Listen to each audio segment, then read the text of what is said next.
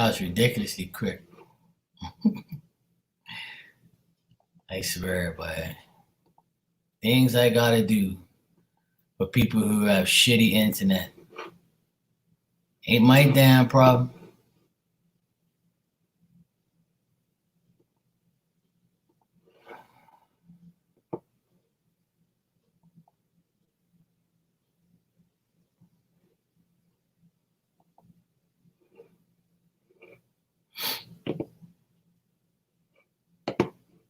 You know what I'm saying? Things I gotta do, yo.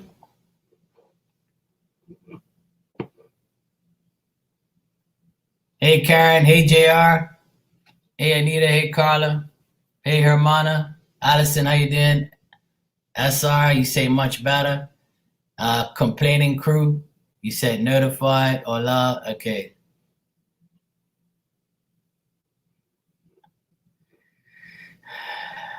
I love everybody when they're asleep, to be honest. How you doing, Karen?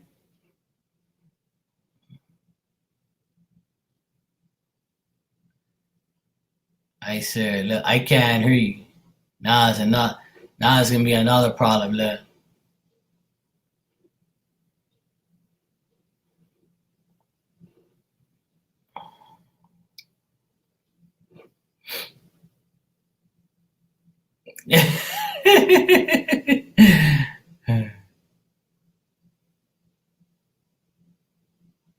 Can everybody hear me?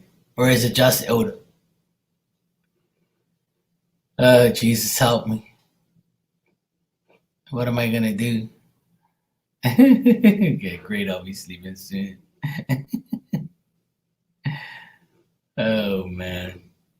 The things I gotta do. Hey, Scorpio, welcome back. The things I gotta do, yeah. Things I gotta do. You can hear me fine? Okay, Oda. Sorry, Hermana. Hey, Carla. Well, what up, Bruno? All right. Oh, you.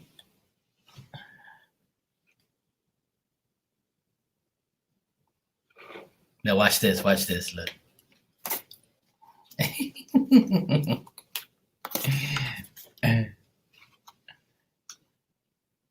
Look. Watch this.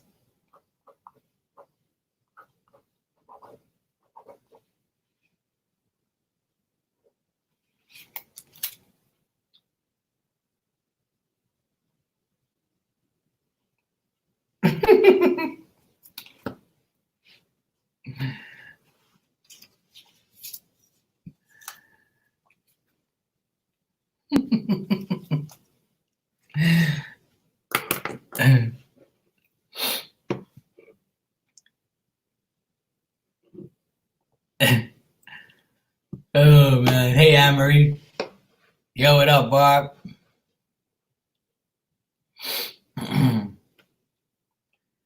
The things I gotta do. Hey, Anita. Welcome back, everybody. Anne-Marie. Oh man, the things I gotta do.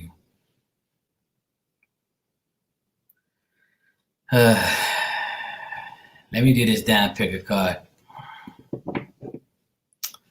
Hey, Angela Marie. Bruno, Bruno, trust me. One woman is bad enough. Having like 20 of them around every night, it's a task in itself. Especially the blue ladies. The blue ladies, I swear they're a pain in the ass. Yep, it's very exhausting, bro. Hey, Petite, how you doing? Them Chi-Town women, I tell you, man.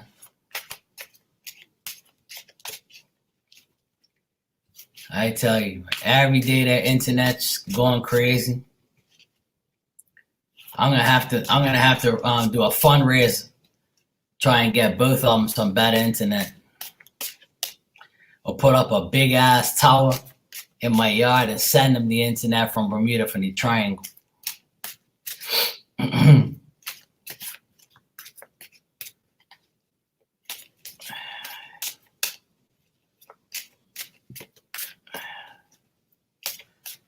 All right, let's do this. Pick a card, 1, 2, or 3.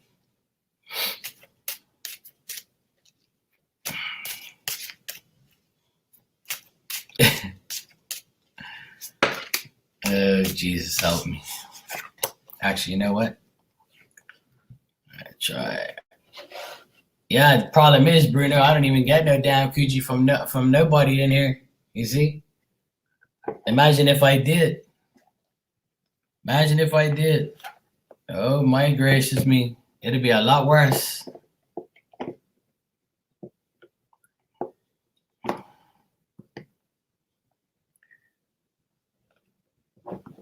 Alan, when you can't pick a card, all you gotta do is pick me. That's what I used to tell everybody. 1, 2, or 3, or me. I always used to say that when I first started doing picker cards and seeing everybody else's. Of course I do, JR Raven. Hey, Ninja. When you can't pick 1, 2, or 3, just pick me. It's the obvious choice.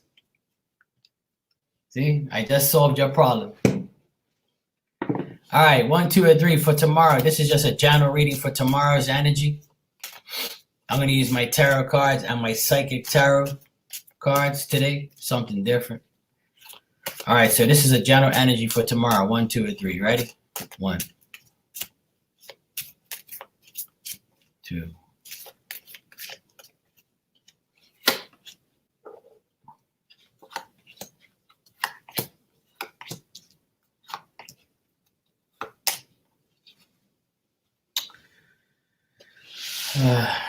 Oh boy.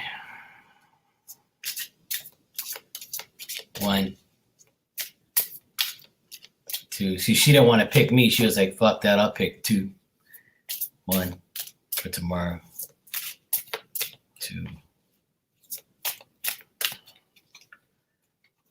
Adam was like, nah, I ain't picking you. I'll just pick number 2, yo.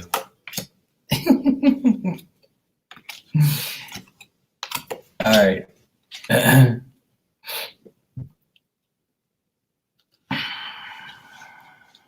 Okay. For those of you who pick power number 1 for tomorrow. Oh, 2 for me. 2 for me and you. Okay, Alan. All right, I can get that.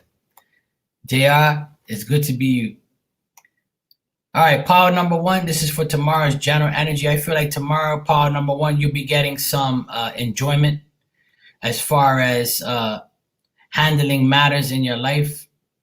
I also feel like you're going to get a message or a letter or an email. But this is also going to be of some, and it's going to be like an obstacle also that you're going to have to face, okay? You're trying to face obstacles right now, but I feel like you're waiting for a message or you're waiting for some type of letter or an email or a text, something like that. So power number 1, you'll be handling matters tomorrow, but you might get into like a little self-destruction within your, and you might be like, you know what, damn it, I wanted this, but I got that. I wanted that, but I got this. So it's going to be like an up and down type of energy as far as, you're hoping for something and you want a message to get something, but it's an obstacle, it's something that's going to hinder you to a certain point.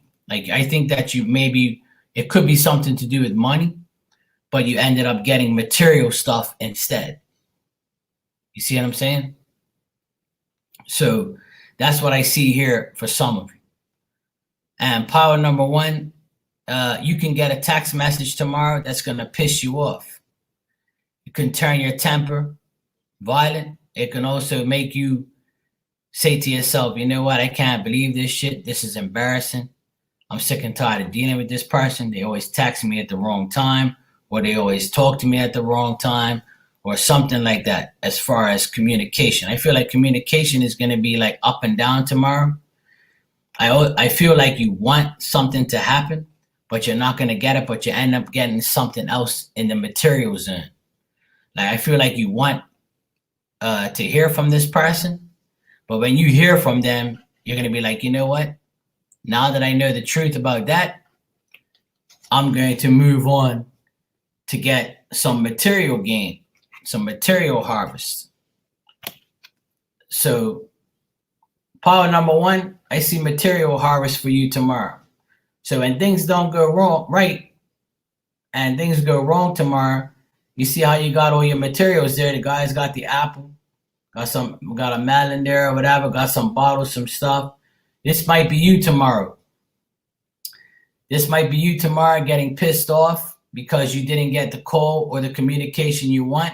And you say, you know what? I'm just going to go to the store. I'm going to start taking shit, buying stuff, get the materials I need, toilet paper, fruit, whatever. It's going to happen tomorrow. Tomorrow, you might turn into and have a violent temper once you get a message about certain things, and you're going to be like, you know what? I may not be able to get everything I want, but I'm going to get some type of material harvest. So that could be what it is too. You might get a message tomorrow to come somewhere, and it might turn you into a violent temper and, embarrass somebody to get something. Let's hope not, but that's just, it could be you, or it could be somebody around you, or it could be vice versa. Somebody coming to you because you work somewhere. If you're working tomorrow, somebody might come in your workplace and act like that. All right. Power number two for tomorrow's general energy. What I'm getting here is try not to make the wrong decisions. Be mature. Try not to be too foolish. If you're getting the incorrect advice about certain things and you feel like you are, that's going to result in inactivity. All right. You might feel dull tomorrow. Might not feel like things are going the right way. You might be feeling hasty. Things are really probably not going to go your way to a certain extent in the morning. But as the day goes on, you're going to look for reasonableness. You're going to look for fairness. You're going to look for balance. Because you are a person that has good intentions. You mean well, but right now you just want self-satisfaction because nobody's out there trying to satisfy you or your needs right now. I feel like the advice that you will receive tomorrow is going to be advice that you have to take with a grain of salt. You know how they say that? So tomorrow is a day where you got to find the proper balance. I know that you have this desire to get your just reward because you put in the time, you put in the action, you put in the intent. So tomorrow is going to be that type of day where if you get the incorrect advice, you might act immature or foolish, or somebody might be acting this way towards you and giving you stupid ass advice about something. And you're going to say, you know what? I'm going to be fair. I'm going to find my justice. I'm going to find my balance. I'm going to find harmony. And I'm going to move on from this and work my way to the top. So power number two, your last message is choose wisely. And this card comes up in the outcome because you're going to have to choose whether or not you're getting the right advice or the wrong advice. You're going to have to choose whether this person or the situation you're in is off balancing you or putting you in proper balance. So choose wisely, power number two. All right? Choose wisely. Go in a direction that you know you're going to have good intentions in. All right? Put the good intentions out there.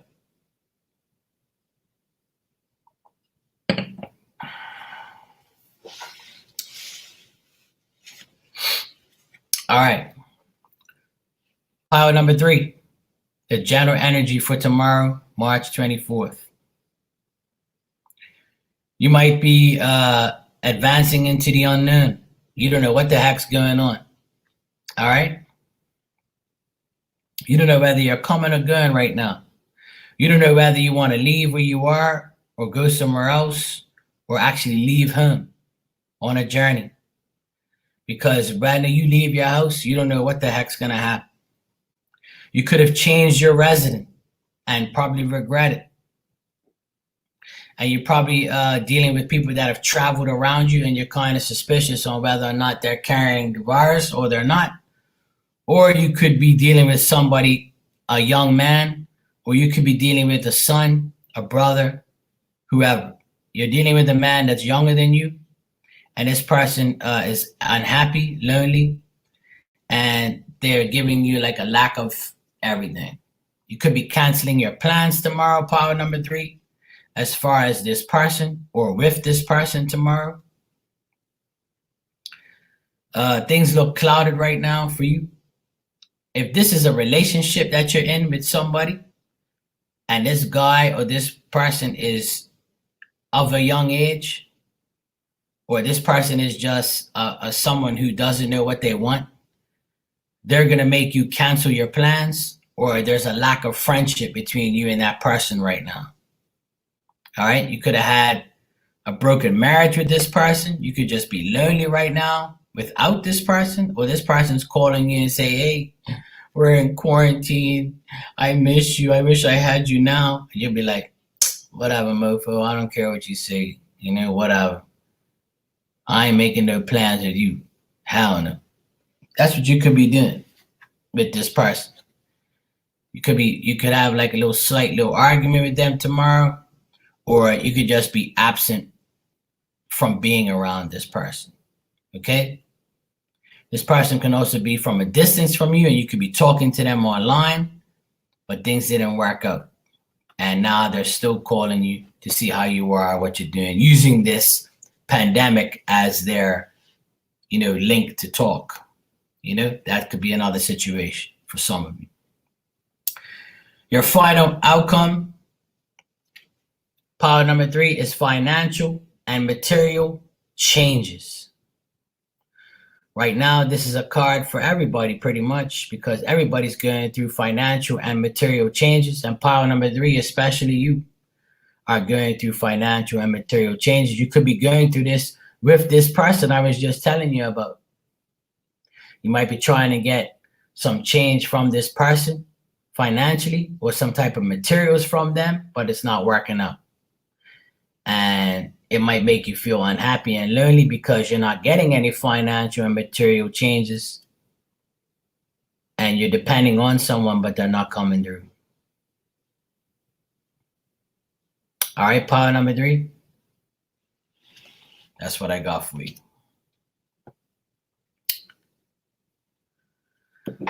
So let's hope it gets better.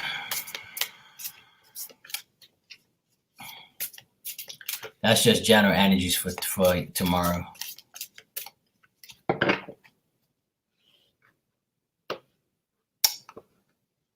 Hopefully it goes well, Karen. No money, no honey. Absolutely. Oh yeah, I got my dislike. Thank you, J.A.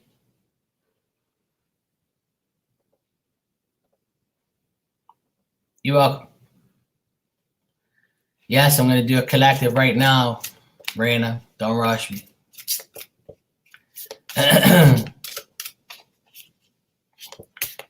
All right. Actually, you know what? I'm going to do a collective with my bootleg cards. That's what I'm going to do. I'm going to switch it up. You're welcome, Barb. All right, collective with my bootleg cards.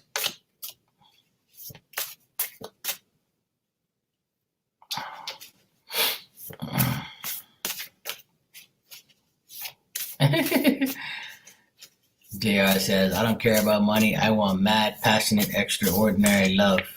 Ooh. Oh, I see. All right, collective. Let me see what I got for you for tomorrow with my bootleg cards. 1, 2, 3. You and everybody else, JR. You all want that. Not all of us, but a lot of us do. I'm sure 90% of us that will have that in due time. Once we're allowed to get back in action with everybody and not be in quarantine, then we'll be all right. It's going to be a good summer. Just relax. Build up yourself. All right. Collective. Tomorrow, you have the support of family. This is a time where we are in the support. We need support from our family. We want support of our family. And we have the support of family. So collective family means everything to you right now. Hanging around family, being around family. Family is also your friends. Not your immediate family. Your family also means your friends. You can call your friends family. I get called that on a regular basis. So you have the support of family, collective.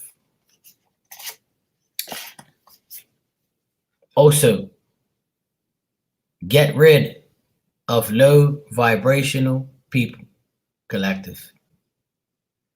Get rid of low vibrational people. Have the support of your family.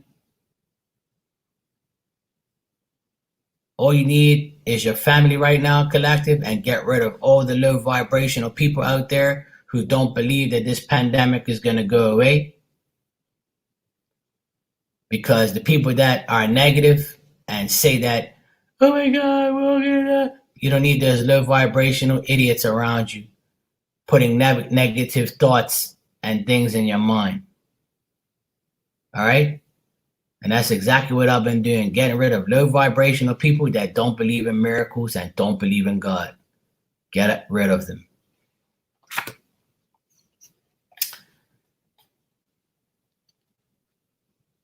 And after all, collective, at the end of the day, you want the truth. And the truth is, God, it's all in God's hands. There ain't nothing I can do or you can do.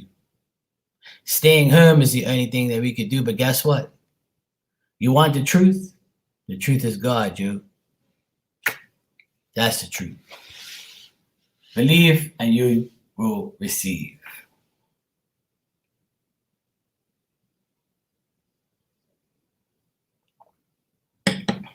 Absolutely. Definitely, Anita. Faux show. Faux show.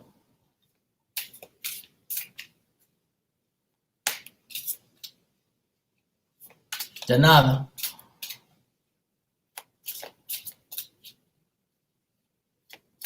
Absolutely. Faith over fear. The truth. Yep, stay to your tribe. Welcome, Karen. Hugs to you too, sweetie. It's gonna be okay, okay, okay. Absolutely. I always let go and let God every day. Every single day. You're welcome, Hermana.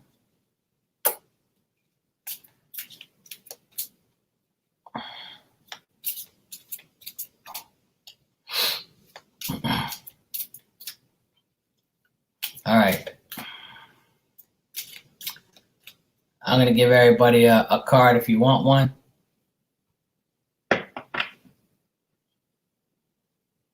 From my Psychic Tarot deck.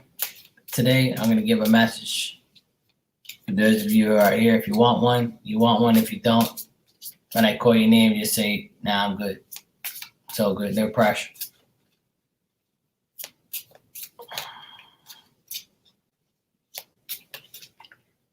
There you go, Anita.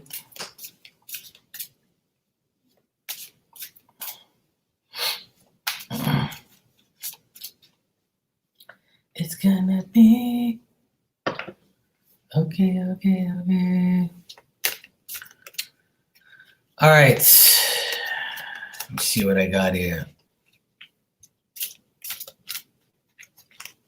I'll do my pain in the asses first. All right, Karen. Sleep well. Good night. All right. Elizabeth.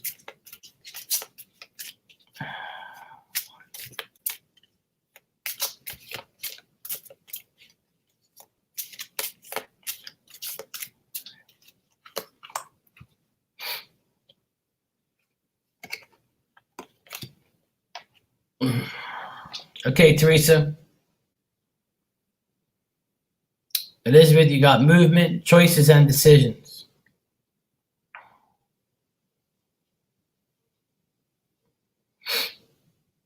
All right, Elizabeth, this is your message. Movement, choices, and decisions. Better internet, better internet, better internet. Okay. Raina. Raina. 1, 2.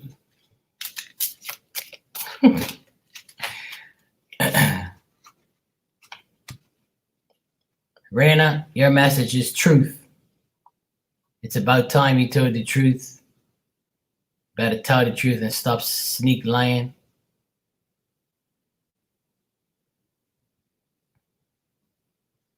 Truth. You want the truth, or you need to tell someone the truth.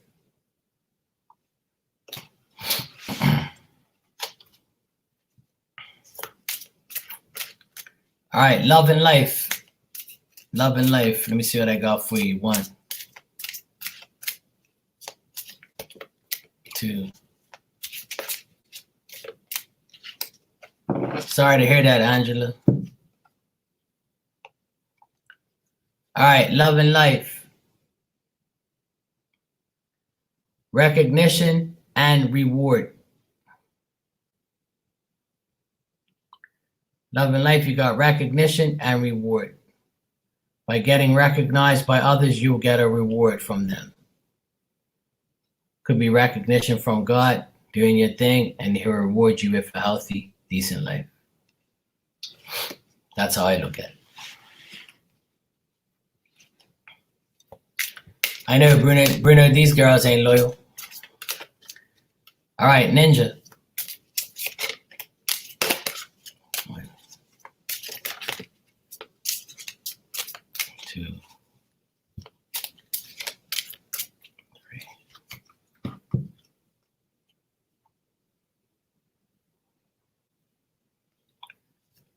Ninja, you got third eye chakra. If you don't know what it means, then Google it. Third eye chakra, Ninja. Open up your third eye. Put your thinking cap on. Let your intuition lead you to the way.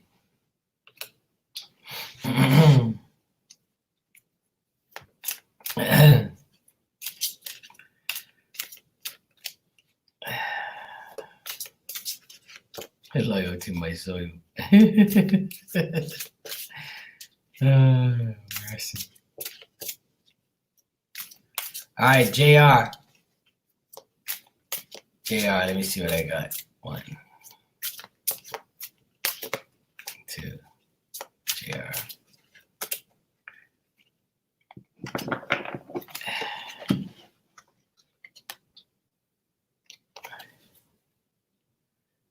JR, you got heart chakra. Open up your heart to what you desire and what you want. Let your heart lead you the way. Open your heart up to know what you got to do. Okay, whatever is on your hearts, whatever your heart's desire, whatever your heart desires, go and get it. Sitting around ain't going to get you nowhere. All right, Barb. You want Ben, huh? Oh, then you better go and get him, then. Ben ain't going to come to you unless you go to Ben. All right. Gotta go get Ben's heart, not his deep. All right, Barb. 1, 2, 3. Barb, might be some emotional losses around.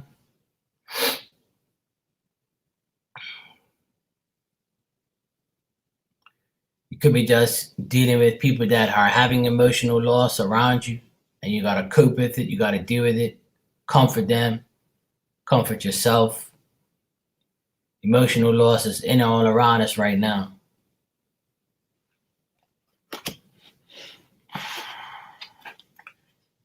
There you go, Ninja. Save me the time. All right, Anita.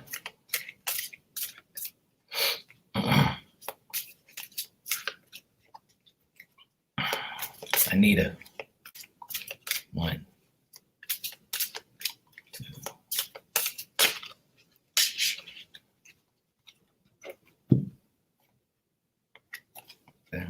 Anita, you also got truth. So Anita, you might be seeking the truth, wanting the truth, or telling somebody the truth.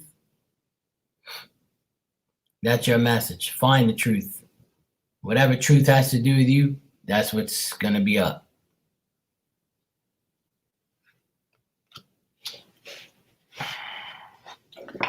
All right, Anne-Marie.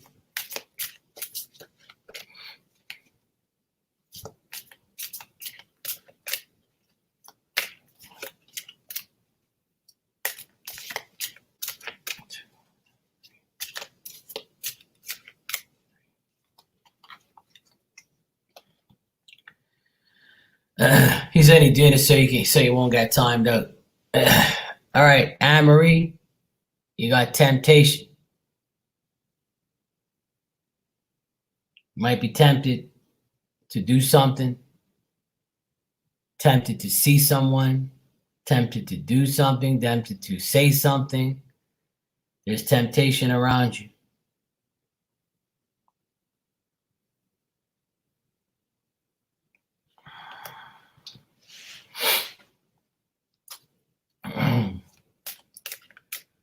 All right, Bruno. Bruno. 1,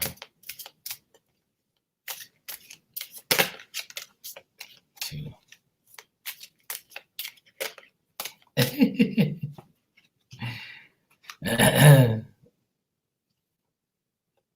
All right, Bruno, you got moving on. You're moving on up the ladder, moving on towards your next mission, moving on from evil, moving on from whatever you want. You're just moving on, bro. That's what it's all about. There you go, bro. Keep moving.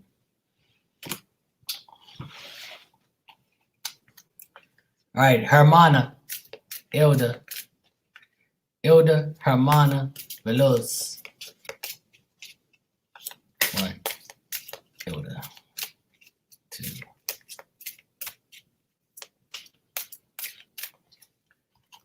Absolutely, bro. All right, Ilda, you have financial and material changes.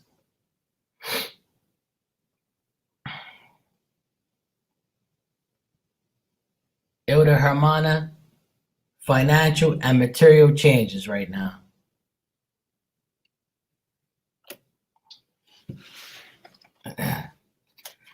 Angela Marie in X.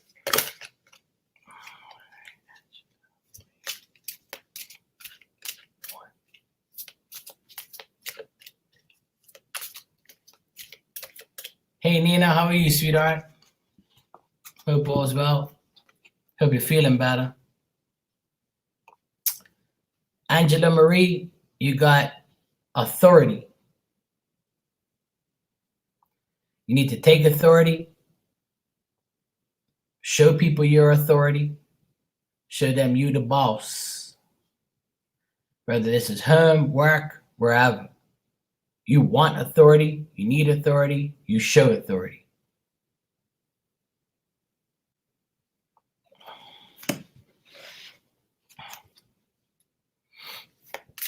All right, Barb. Take care, sweetie. All right, Kelly. Kelly. 1, 2, 3.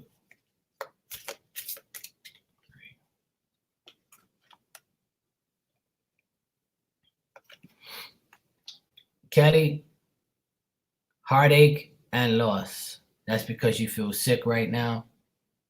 Hope you feel better, sweetheart. But as you see this woman, even though she's going through heartache and loss, she's still looking good.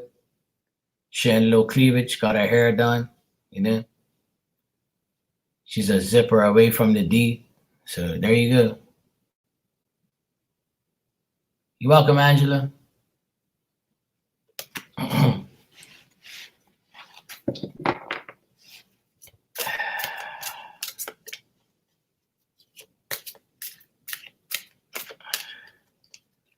That's good, Angela. Marky would tell you.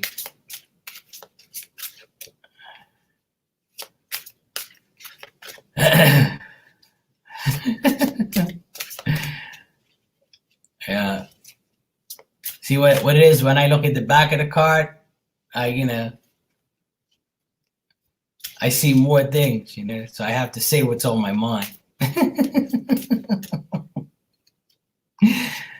Oh man, you guys don't miss a beat. Nina. One.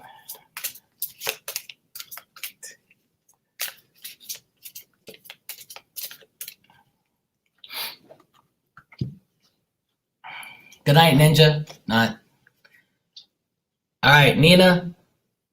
You also have movement, choices, and decisions. Movement, choices, and decisions. All right, Nina?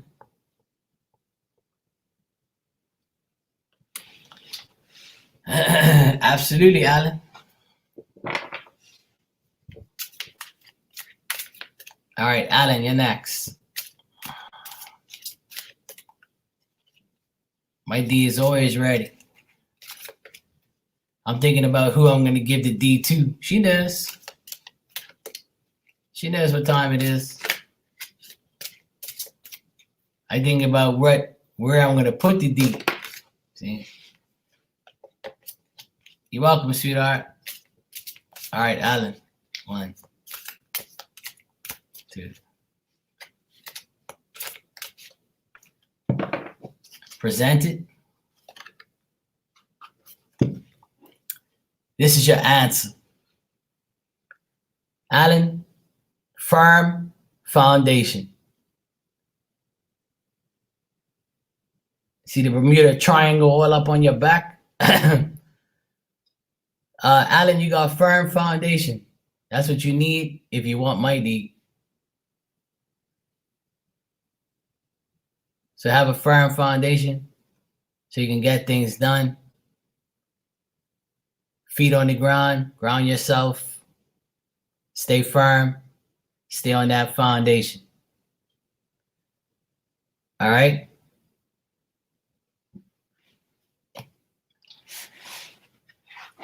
Cards don't lie. All right, JR, take care, sweetie. Thanks for coming by.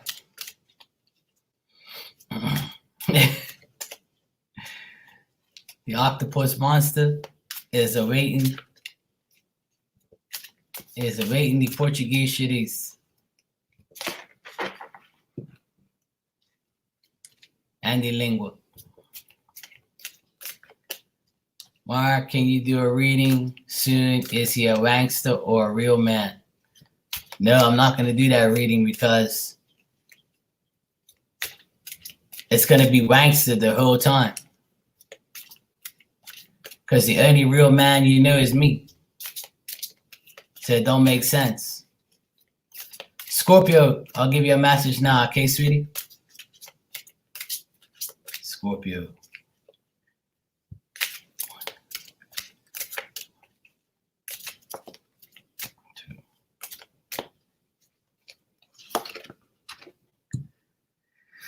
All right, Scorpio, you got discontent and boredom.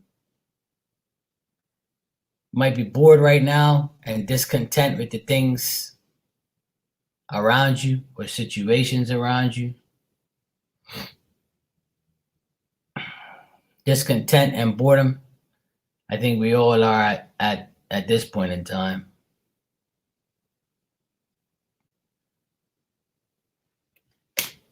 You're welcome, sweetheart.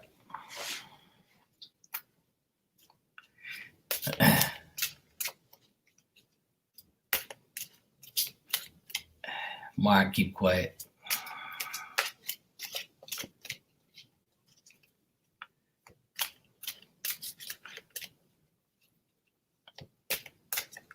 She don't need it. She wants it, Bruno.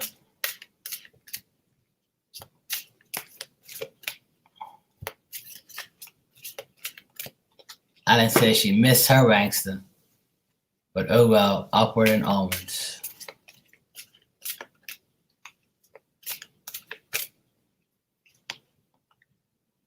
Well,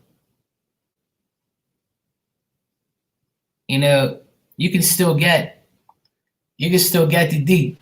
I already explained it the other day. You know, obviously, you know, you have to wear, you know, use your condom sense, first of all. Okay? That's why I said earlier, you're a zipper away from the D. All you gotta do is put your zipper down, put out the D, so that way there's no skin to skin connection. Okay? That's it. That's all you gotta do. Put a mask on, gloves, towel. Then wash your hands before and after. Yeah, that's all. This is where there's a will, there's a way. I can do a video if you want. I can show you how to have sex during these times. It's not a problem. I just need a volunteer. If I can get a volunteer, we'll be all right. I can't even go buy a blow-up doll to show you because, you know, shit's, you know, it's closed right now.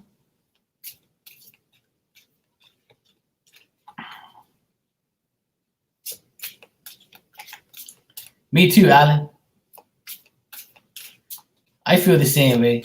I think it's an air sign thing. Is there anybody that I missed that didn't get a card? If you want one, speak now or forever hold your peace.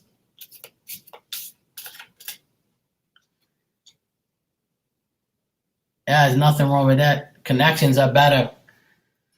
If you don't have a connection with somebody, then you might feel like a hoe. You know, just having sex to have sex. But some people are like that, though, you know. Some people don't need a connection. They just want to get banged. Oh, no. I don't want to do no damn blow-up dolls. Fuck that. I want the real deal. Hey, Navani, how you doing? You ain't getting no redo. The truth has to come out because you lie too much. It's like how you lie on your back.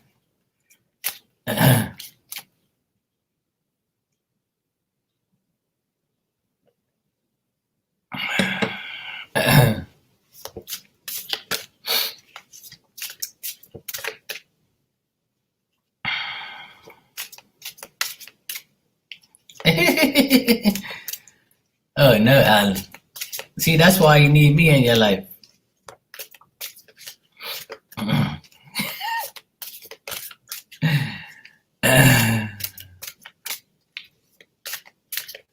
I know how you feel, Alan. I've had a few of this. Oh, hey, Prestige. I didn't even know you were here, sweetheart. My bad. All's well, Nirvani. Hope you are too. All right, Prestige. One.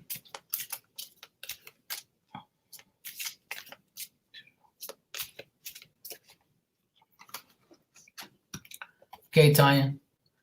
Prestige, you got spiritual union.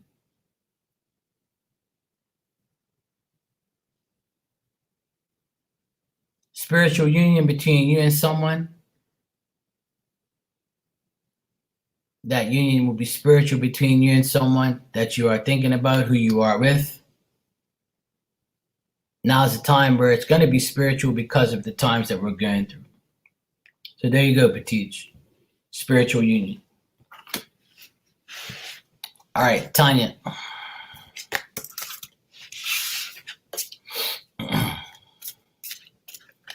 Yeah, God will put you on that her side of the country.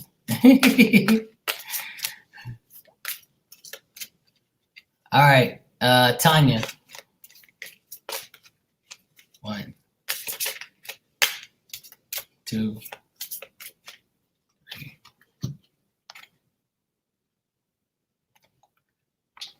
Tanya, you got suffering in silence. This could be somebody around you, or this could be you. Suffering in silence. Silence is better than bullshit. That's what I say. The world is suffering in silence right now. Well, you can know some people around you that are suffering in silence, or you're suffering in silence of and from someone. All right? You're welcome, Petite.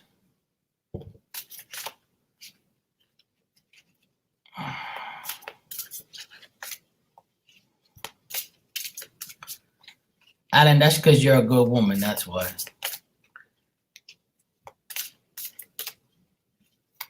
Good women don't give up the coochie. That's the type of woman. That's the type of women I don't find. I can find a woman that wants to give it up on the first date. That's not a problem. You're welcome, sweetheart. That's my problem. I always find the ones that want to throw the coochie at me every damn time. I'm like, yo, I don't want your coochie yet. Let me work for it at least. Fuck, don't throw it at me. Damn, man. That's not what I came out here for. Give me a challenge at least. I like a challenge. I like a girl who, who don't give me the coochie right away, makes me earn it. That's just me. Some guys would be like, you're fucking dumb. I'm like, no, I'm not dumb. A girl who gives you the coochie right away, that's a hoe. That's a girl who's desperate and a hoe and everything else. Sorry, but that's just how I am.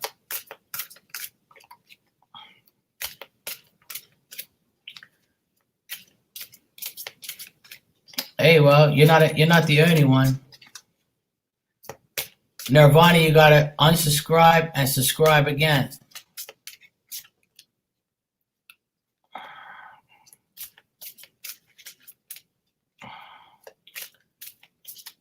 Nirvana, you want a card? Allison, you want a card too?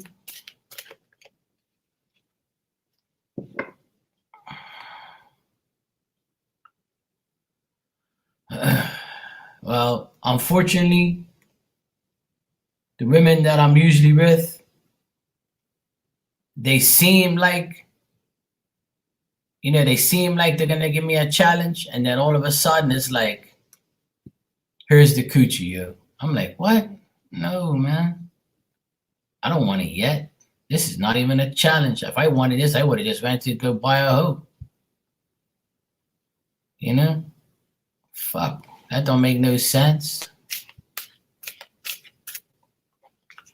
Yeah, exactly. I agree. I agree, Alan. You know what I'm saying? People who just want to have sex and no relationship, then that's okay for you. If that's what certain people want, hey, go for it. Go for it. But me, I don't like that, because I want a challenge, and I'm sick and tired of hoes. I can get a hoe anytime I want. Hoes are inevitable.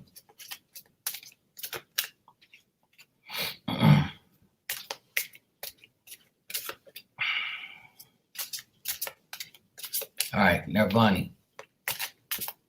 1, 2.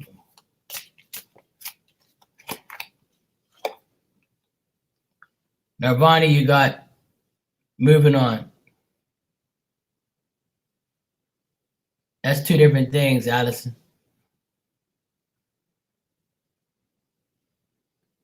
So Nirvana, you got moving on. All right, sweetie? That's your message. All right, Allison. Allison. Absolutely, bro. You can't turn a hoe into a housewife. You can, but it ain't gonna work that long. She'll be a housewife all of a year, maybe 6 months. She'll be like, you know what? I can't be a housewife no more. I need D.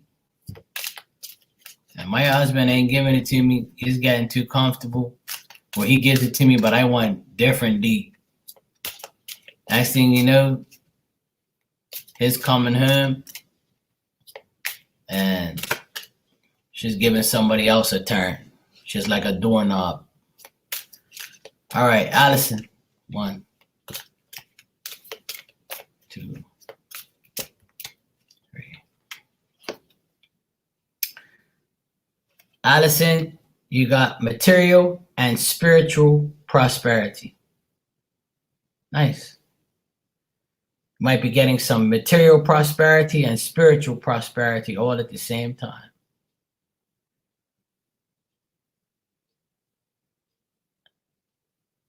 There you go, Allison.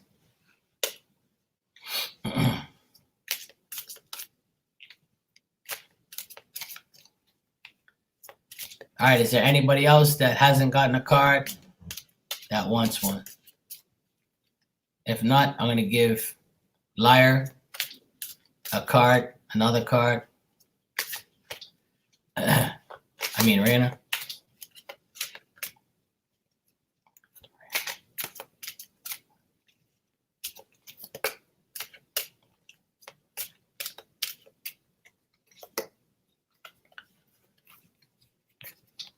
Raina, you got light.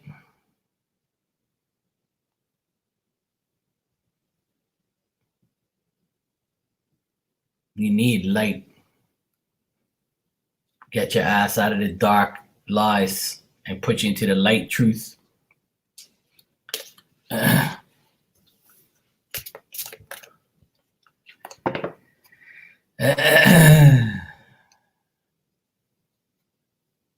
you know, the world is full of hoes and full of people who just want sex, you know? That's the way the world is right now. Everybody just wants to have sex and fuck and just have a good time because they can't be bothered with the relationship because they've been, treated badly in the past, or people give up on relationships so they just go get D or coochie whenever they want. And that's okay. I'm not judging them. You want to be a hoe or you want to live that life, that's up to you. You see what I'm saying? That's up to you. I don't judge nobody if you want to be a hoe. Hoes need love too. People that will just want to have sex, go for it. But I'm not about that life. I just want to find somebody I can have sex with, a relationship with, a family with, cook with, have fun with, laugh, be compatible, be honest and trustworthy. And I ain't gotta come home. When I come home, I want to see you cooking, cleaning, or having fun, getting ready for me to come home. I don't want to come home seeing you looking suspicious or taking D from some other dude. That's what I don't want. Is that too much to ask, for crying out loud? I don't think so. I think that's pretty fair. And I will do the same thing to you. I'll treat you the same way. You ain't never got to worry about me cheating on you. Even if you don't give me the coochie, even if you can't give me the coochie for a whole week or two, I don't even care. We can work things out.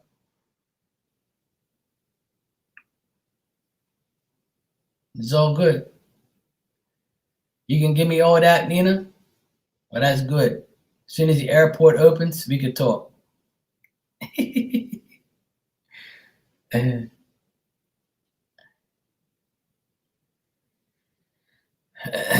Yeah, exactly, Angela Marie. Yeah. Oh, you will? Oh, you will? Okay, well, as long as you wear an apron that says "kiss the cook," so I can kiss you while you make me food. Oh no, you're never too old to cheat, cause You know, the people in this world think that in order for them to get out of a relationship, they have to cheat.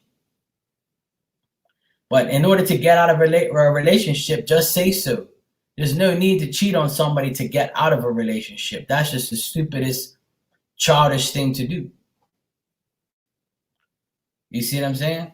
That's just dumb. Like, yeah, no damage for 2 weeks, Hermana. Can you imagine? 2 weeks without sex. Hey, well, it's all good. You know? It's all good. That's one thing about me, sex ain't everything. You know, it's not a huge part of my relationship. It never will be. Yeah, that's what I'm saying, but I'm just giving you an example, Kelly. If I come home first, she ain't gotta worry about food. I'll be on the grill one time. But if she's home, I'm just making an example because I'm the man. So when I come home and she's home already, for instance, she has my baby, she's gonna be home, right? Your pregnant leave or whatever, right? Your fraternity leave, whatever the fuck it's called.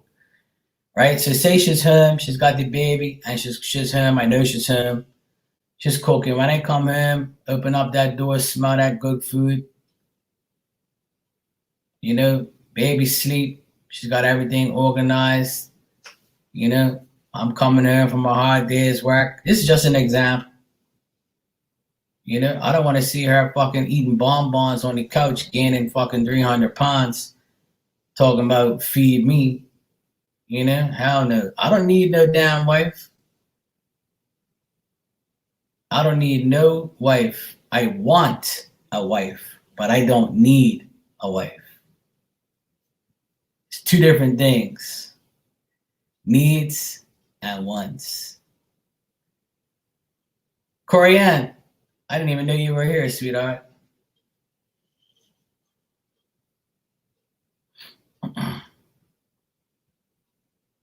I don't need shit. I got myself. Exactly. I don't need a wife. I want one, sure, but I don't need one because I know how to cook. I know how to clean. I know how to wash clothes. I know how to do everything a woman does. And some. So to me, ain't no problem. All right, brethren. You have a wonderful night too, bro. Keep safe, right? Be safe, bro. There you go. But that's the thing. We can find that, but you got to make sure that, you know, we can find all of that. But that's the thing. Yeah, a lot of people in this room, or people that are not, you know, they have a problem. They always deal with the bullshit. They always go to the worst scenario. They actually think that they can change somebody. You can't change nobody.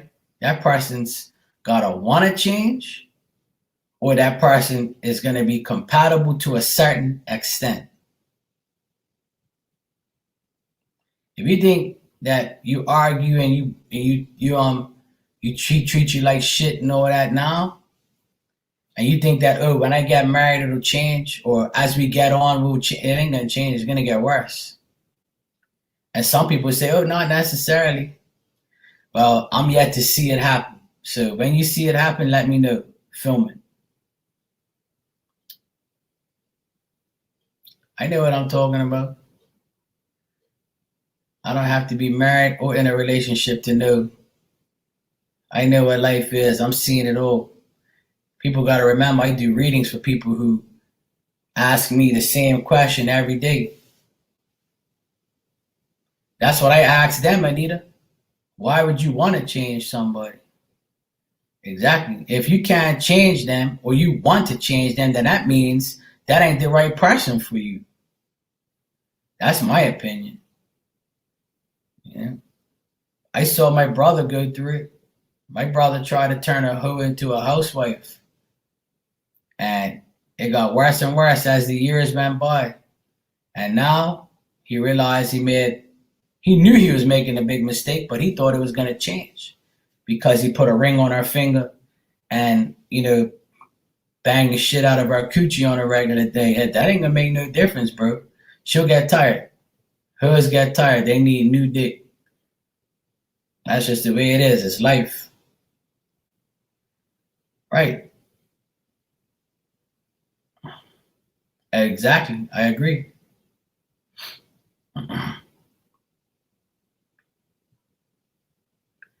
But the thing is, the problem is people always date the same person or treat the new person like the old person. That's a lot of people's flaws.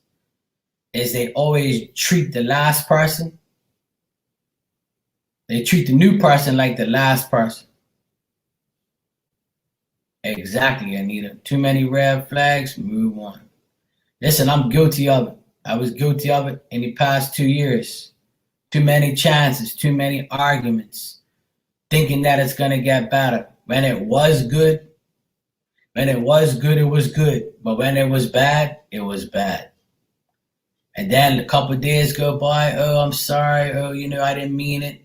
Then a couple of days later, back to arguing again. And you just keep taking it. You keep taking it and taking it and taking it because you don't think you can find somebody else, or you're not going to make the initiative to find somebody else. Or you're lazy. You don't want to go somewhere else. Because apparently you love a piece of shit. Well, if you love trash, you must be Oscar the Grouch. It's that simple. You love a liar, you can go love a liar. You want to love somebody that treats you like shit? Go for it.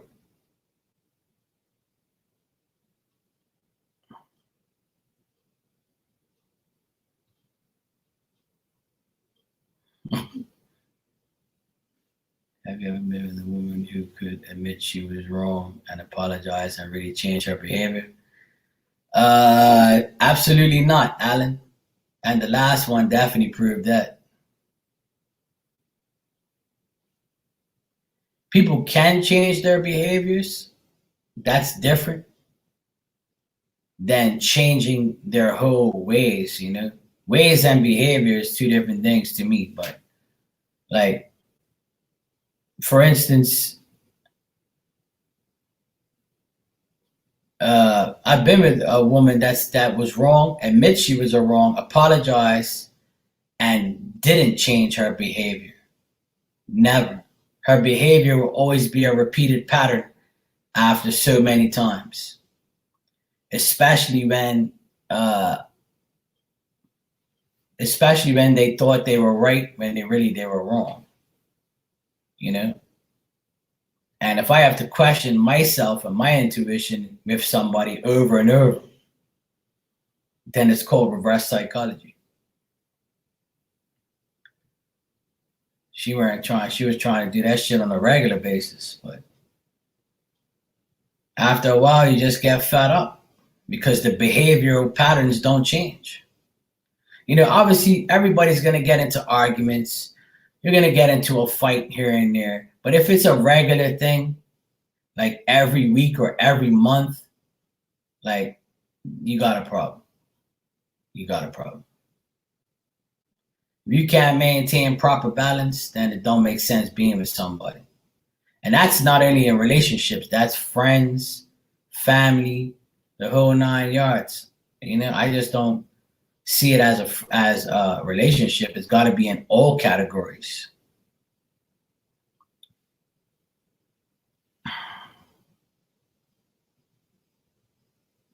Unfortunately, people try to find the perfect person, but that doesn't exist. But the thing is don't try and change somebody, and don't be arguing with people arguing with someone all the time. It ain't gonna work. You want to argue for the rest of your life and then have make-up sex and think that's fine? No, it's not. It's not fine. It's actually stupid and childish. But if that's the way you want to live, for 20, 30 years, then go for it. There has to be some equality, you know? It's got to be 100% each way. Yeah, exactly. After a while, people get fed up because the reason why people get fed up and actually hold on to somebody is because they don't feel like it can get somebody else, or they don't want to redo. They don't want to reset. They don't want to reset their life because they're comfortable with dealing with a piece of shit every day. They're comfortable with the up and down energy all day. They want to be told what to do. They want to be, they want that exhaustion. They want the bullshit. They want the drama. They want that young and the rest of this life. That's what they want. They really do truly want that. And then you get people who are married for years and years and years, and every year it gets worse and worse. And then they don't have the money to get divorced, and they go fuck around and live a life with somebody else. And then eventually the divorce will come, or sometimes the person will die and still not be divorced. And then that creates even more problems, I've seen that happen too with a lot of people lately. And it's crazy, It's fucking crazy. But to each their own. Not everybody can deal with it. Not everybody can afford it. Divorces are just as expensive as a wedding to some people. But that's why if I ever get married, I'm getting married once and once only. And that's probably why I'm not married, because I'm going to make sure it's going to happen the right way.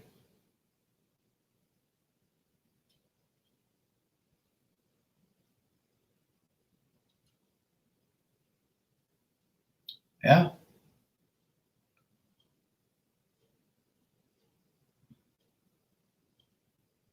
It's facts. Yeah. Seen it happen every day. What's up, Isaac?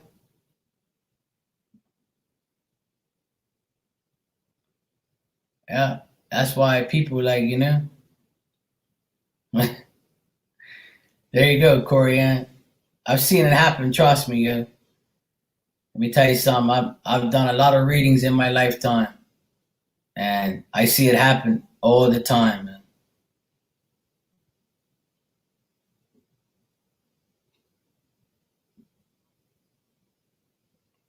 Mm. Well, yeah, absolutely. Divorce process is so hard. Listen, I know a situation.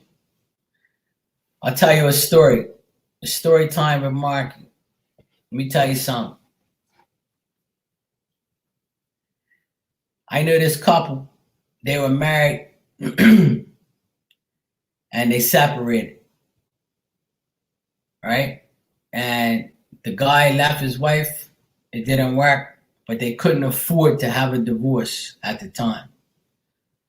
So the guy left and left the house to his wife, left the car, and he built a whole new life with some other woman. Years went by, right? Years went by, and they still didn't get a divorce. And the guy never got remarried. He was just still with the girlfriend, right? Living in somewhere else, had a good life. He left the wife, As soon as his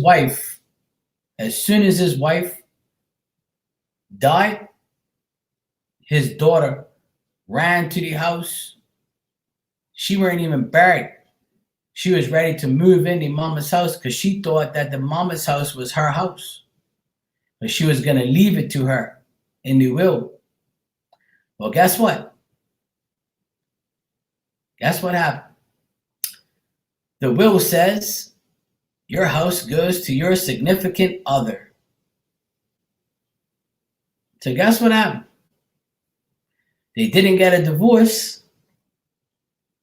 and the house went to her father, and she's still left with shit. Because her mom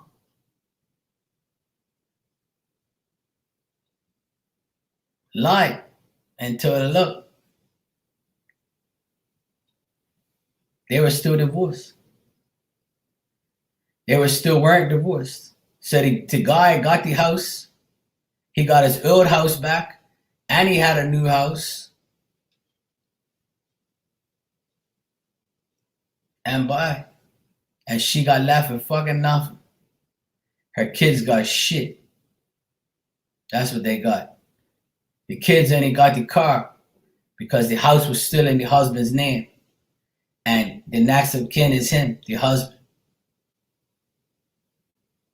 See that? That's why I tell people, you never know when your time is. It's too late. When I saw that whole thing unfold, I said, this is your eye opener, Marky. This is your eye opener. So you can see not to make these mistakes in your life. Ever make these mistakes. And that's why I'm glad that, I don't have those situations in my life, because that'll hurt me, That'll hurt my heart, my pride. It'll just hurt, period, to see that happen. No, because the kids didn't care about him.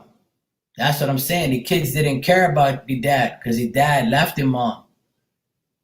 But if the kids were smart, they would have helped their mom pay for the divorce when she first got sick. So that way, they could still have a house. But see, people are stupid. And they think that, oh yeah, we'll get it. No, the law is the law, yo. The law is the law.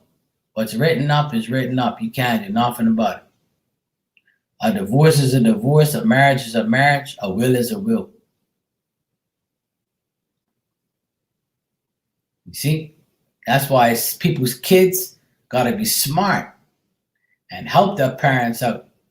Do those things so that way, if the house means that much to you, you can get it. So now, the bad bastard, he got everything. He's laughing at everybody. He's laughing at everybody right now. He's laughing at his dumbass kids that didn't speak to him for years, didn't care about him, and now look. He can sell that house and go live back in his house and look at those kids and say, the hell with both of you, you didn't care about me anyway. I don't know what the outcome of that was, but I know they didn't get anything because I know the people. Yep. So that's what happened. That's why life is like that,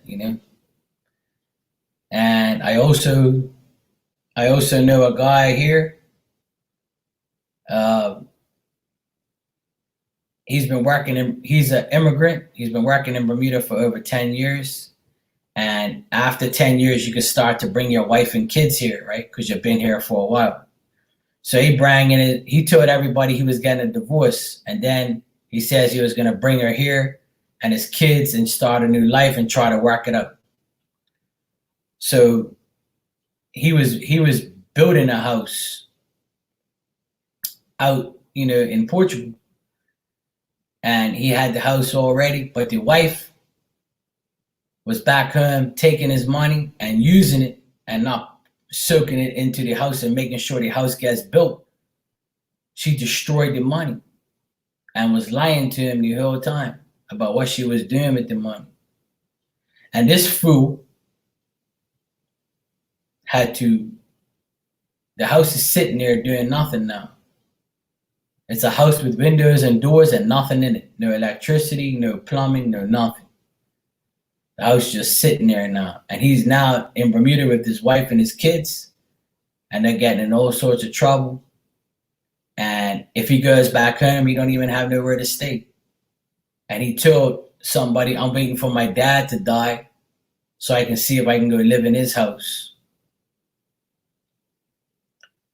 And I said to myself, I hope to God that his dad lives a long ass life so he don't have to get the house, and so he could suffer just by saying stupid ass shit like that. Oh, I know, Anita. I know. Good night, Corianne. Good to see you, sweetie. Take care. It's like people don't realize, like, people wait, like, for people to die to have something, man. You should never think like that. Yeah.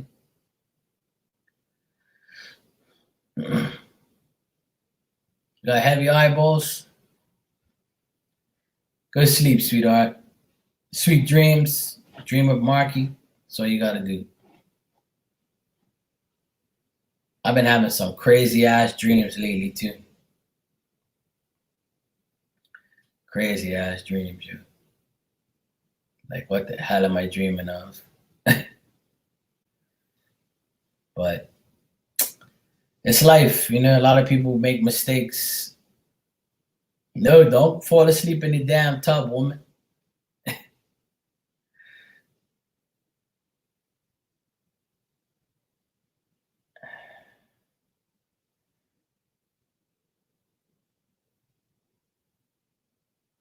Well, that's nice of you, Kelly.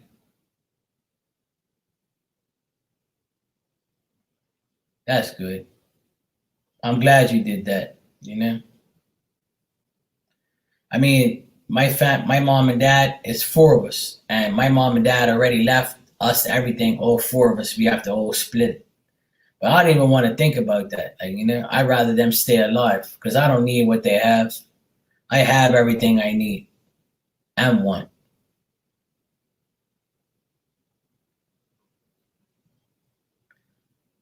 That's why I'd rather have my parents' health and stay alive as much as they can. I don't want to see them pass away just so I can have their things. That don't mean nothing to me. Like, I don't want their things. I have my own. My brother would think otherwise because he needs what my parents ask because he ain't got shit. But me and my other sisters, we don't care. Well, that's good, Callie. You didn't even have to do it, but you did it. So that's a blessing and good karma for you at the end of the day. But me, I'd rather have my parents alive for another 20 years. I hope they reach 100. Me, I don't want to see them go. I don't want that. I don't need nothing they have. And exactly, it's just stuff that I already have. So why would I want it? I don't have my own house, but I don't need my own house. I have this apartment. I live next door. I live in my sister's apartment. My sister and I are best friends, so it's different. Like I've been living here for 10 years, so this is like my home. I ain't going nowhere. Even if I get married, I'm gonna live here until I have a kid. Once I have a kid, I'll probably move out and get a house. Yeah. Yeah, I don't need that shit. And my parents' house is old, so I'm gonna have if I get it, if I were to buy my parents out, buy my brothers and sisters out, I would do it. But then I have to soak a lot of money into that house fixing it up for my family. But I don't even want to, think about that. So, but that's already in my mind if it happens. But I would live here as long as I can. I can live here with a newborn for at least 2 or 3 years until they want to get their own room. Then I'd have to go because it's only a 1 bedroom apartment I have. So yeah, I have my sister next door and my nephews. They're like my own kids anyway. I feel like I have kids already. I have 6 nephews, but 2 of them live next door. And my sister, like I said, my youngest sister is my best friend. She's next door. So I take care of the kids. I hang out with them. I do whatever. Like, yeah.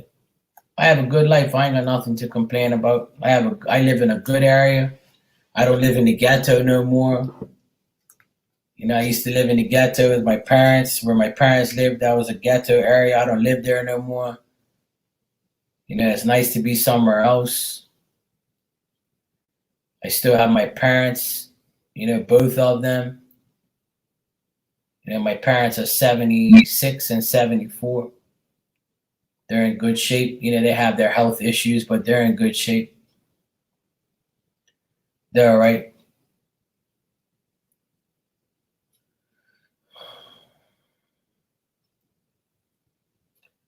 My condolences to you, Kelly. But and it makes you. And I couldn't imagine losing one of my parents.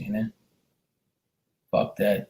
I'd rather have them alive as much as I can. I just hope they live to see me get married and have a kid. That's all I really want. If they get to see me get married and have a kid, I'll be happy. If they don't, then oh well. It's not meant to be. But we'll see. And one of my oldest nephew, he's supposed to graduate, but with this coronavirus stuff going on, he might not. So this kind of sucks. But we'll see.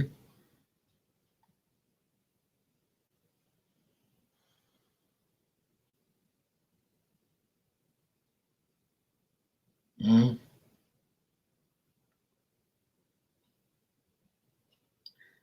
My mom, my mom's sisters, but two of my mom's sisters died. Uh, Actually, one of the anniversaries are going to be tomorrow of her death. Tomorrow is going to be makes 1 year. My aunt died, and on the 5th of April will make 10 days later. My other aunt died, like literally 10 days later. And when she died, my uncle was already passed away 20 years ago, and then my aunt died last year. And when she died, my mom just wanted the pictures and stuff that was around the house for memories. And the house got left to my cousin. My cousin fixed up the house and making money off of it, renting it, and burnt all the pictures. My mom's so pissed. I was like, don't worry, mom. They'll get karma. Fucking weirdo. That's why I can't stand people, man. People are just do the dumbest shit ever. The only thing on people's minds sometimes is money, value, and like getting something for nothing. Like they never see the silver lining in things, and they never see like the memories that you once had. That's why I told my mom, don't worry about it. They'll get theirs. Like, fuck them, they'll get theirs. Yep, my mom's pissed, yo. I told her, don't worry about it. She'll get hers. My cousin will get hers. Everybody will get theirs.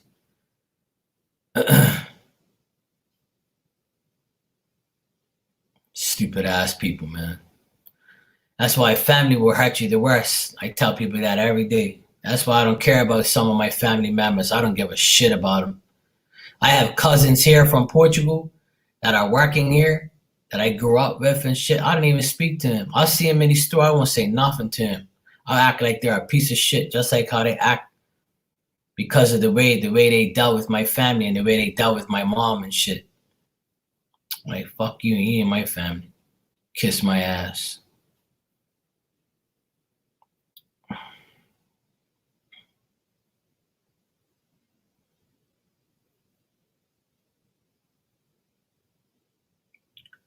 I have no idea, Callie.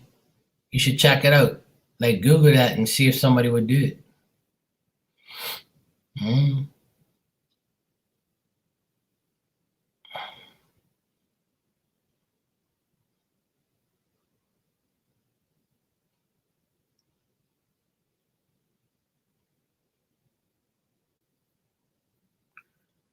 Yeah, there you go, Oda. it's different when you're the only child, you know. When my uncle died, he was my godfather. And when my uncle died, he said when Mark comes back to Portugal, I want you to give him my watch. And when I went to Portugal in 2001, my auntie that died a year ago, she gave me his watch and said, Mark, he wanted me to give you this watch. He looked at you as his only son. You know, they never had kids, so they looked at me as their son, like, you know. And plus, I look like my aunt too, so everybody thought I was probably her son. And you know, he always talked football with me. He's around me all the time. He's the uncle that's always around me. He's my godfather too. He's like 6 foot something. He's like, as soon as I got there, the first thing, I didn't even I just put my luggage down, and she had the watch waiting for me, and I didn't even know she was gonna give it to me. She was like, "Look, your uncle wanted you to have his watch," and I was like, "Yeah, sure, I'll wear it with great pride." I still wear it every now and then when I go to church or when I go out. Like, I have his watch all the time. Yeah. So it's like, when she gave me that, it was the best thing she did, because you know, I take pride in things like that. You know, I saw him die. It was fucked up, but I saw him deteriorate in front of my eyes. But it's all good. Then my aunt died. Tomorrow will make 1 year my auntie died. My godma. Can't believe it's been a year already. Fuck. Good night, Tanya. Be safe, sweetheart. Yeah. It's fucked up. People come and go, but what can we do? Tomorrow, I'm actually thinking about tapping into her spirit tomorrow just to talk to her for a little bit. I'm thinking about doing it. I don't know if I can handle it, but I'll see if I can do it. See what happens. See what I can do. I might actually do mediumship tomorrow to see if she'll come in.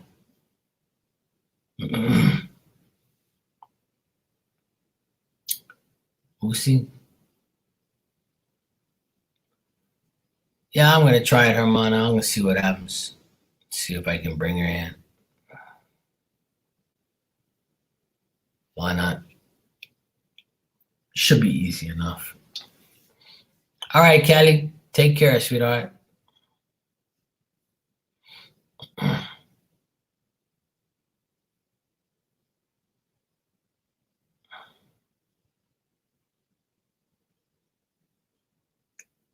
That's a long time, Anita. Wow.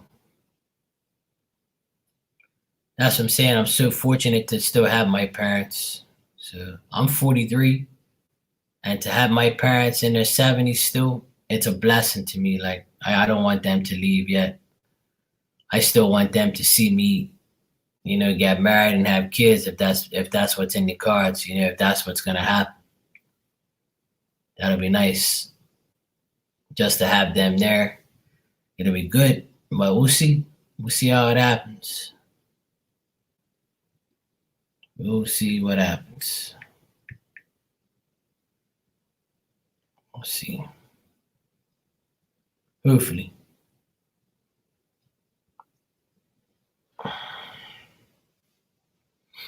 Yeah, me too, Allison. Especially if you have good parents, you know, it's harder when they go.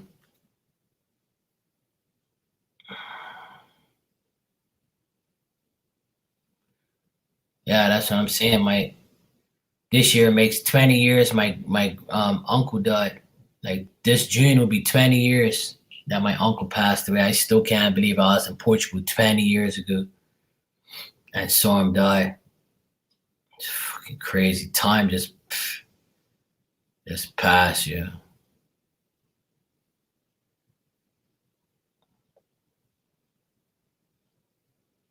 Oh, at least he saw it, Angela. At least you saw it, and you saw your oldest, you know.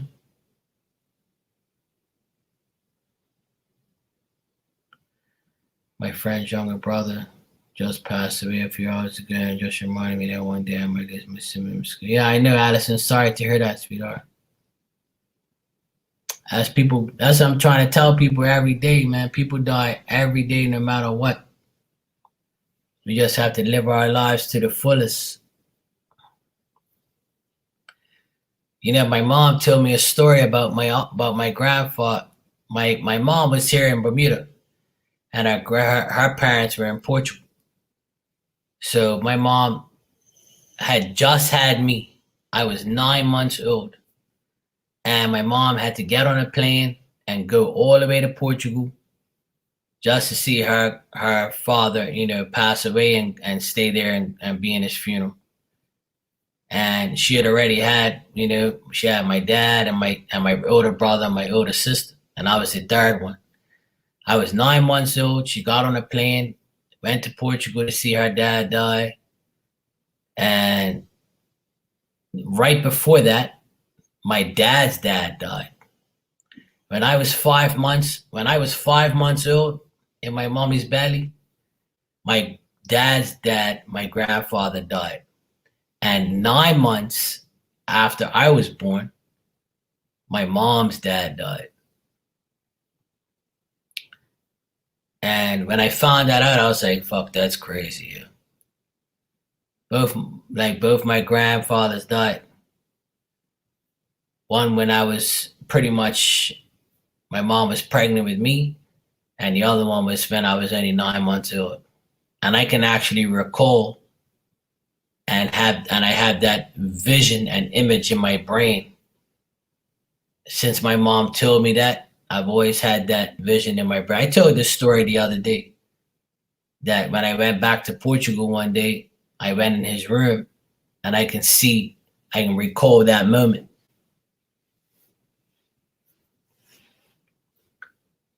And I could see him in the bed, and he showed me, because I'm a medium, so I can see these things. So he came to me one day and he showed me that.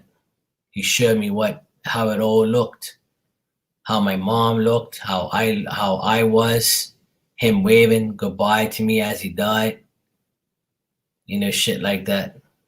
So it's like I feel like I have the power of both my grandfathers, because one died when I was 5 months and the other one died 9 months after I was born.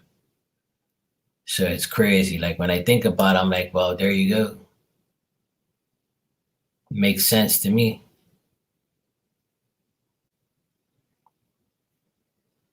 And then a couple years later, well, when I was like, then my grandma in Portugal died when I was about maybe 12, when I was like 15. When I was like 15, my grandma in Portugal died. And about 5 years ago, my granny here died. She was 94. But at least I got to see my grandmas and my one grandfather when I was 9 months.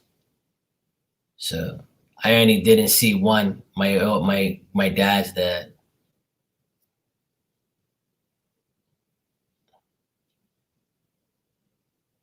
But it's life, And now my nephews have all seen their grandparents, which is my parents. It's so weird. Like I told my nephews, you guys are lucky. You got both your grandparents here, And I said, see, you got both your grandparents. You should worship that. I didn't even get to see my grandfathers. I mean, obviously, I saw my grandfather when I was 9 months, but that don't really, justify being with him. But at least I saw him in real life.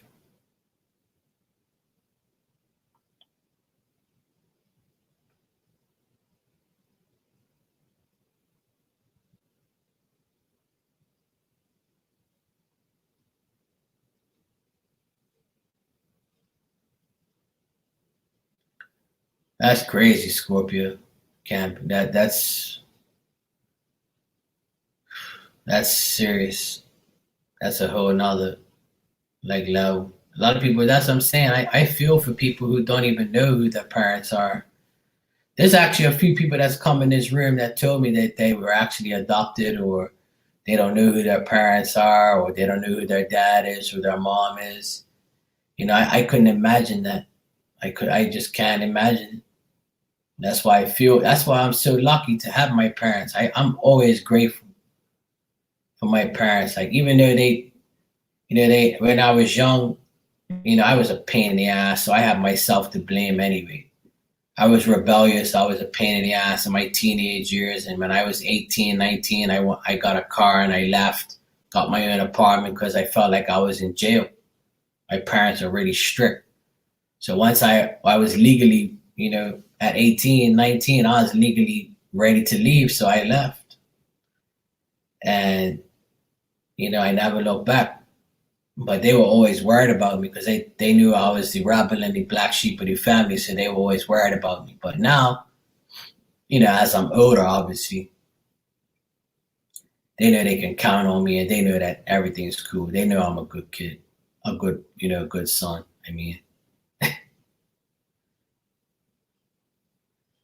okay, cool. Well, at least they find you, Scorpio. You know,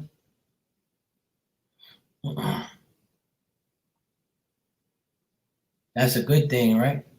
I mean, I know it's difficult, but at least you know who he is.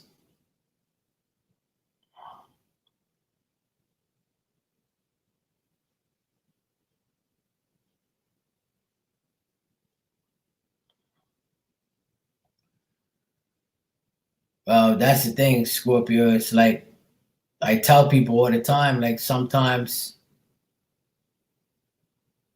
you know, having no parents is a burden in life, and sometimes having a kid at a young age is a burden, and people are like, I have to give the kid up, or I have to drop him on the doorstep, or I have to put him in a home because I can't afford it, or they just didn't want the kid, because back in the day there probably wasn't abortion, I don't think, or it probably was too expensive.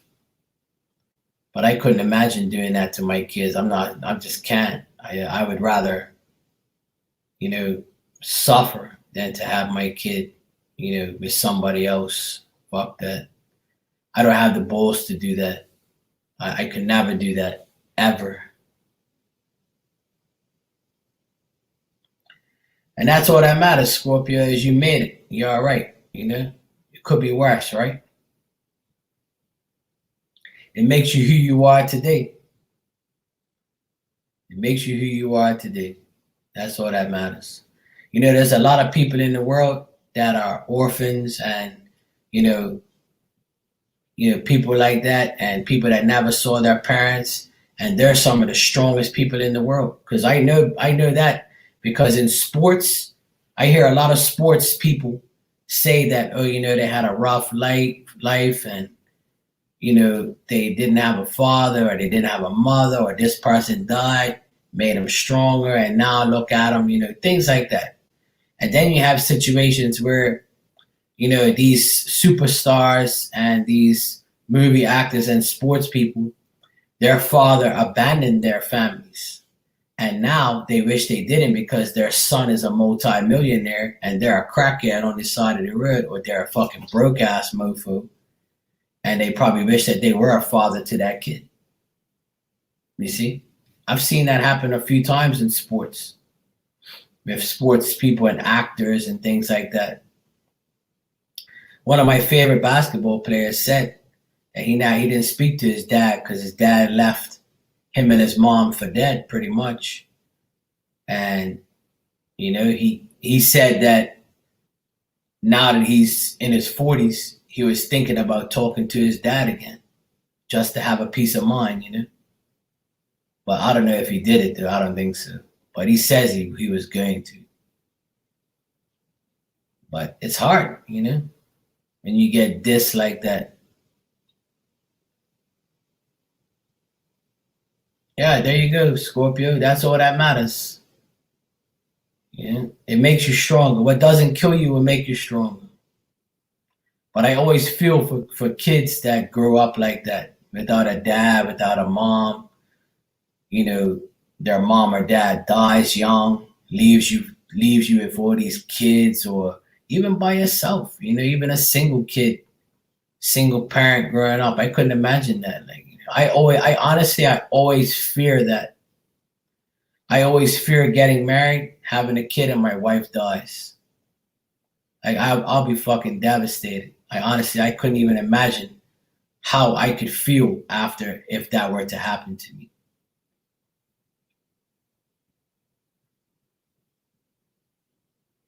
There you go. You know, I just couldn't imagine that life. Like, I just couldn't do it. I honestly couldn't do it. I don't know what I would do. And I know somebody that happened to in the past 2 years. Something happened, you know, and I was like, fuck. I tell this story all the time. That guy, he had he married this chick that already had a kid, and he had a kid with her.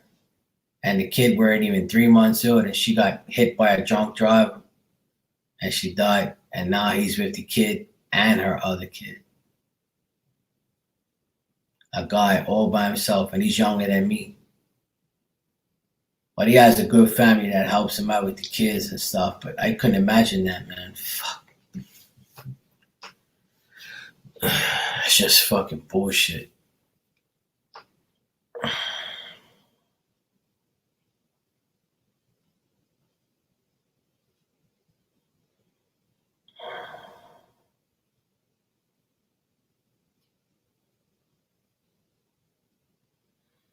Well, that's what I'm saying. Everybody's life is different, you know, Brandon.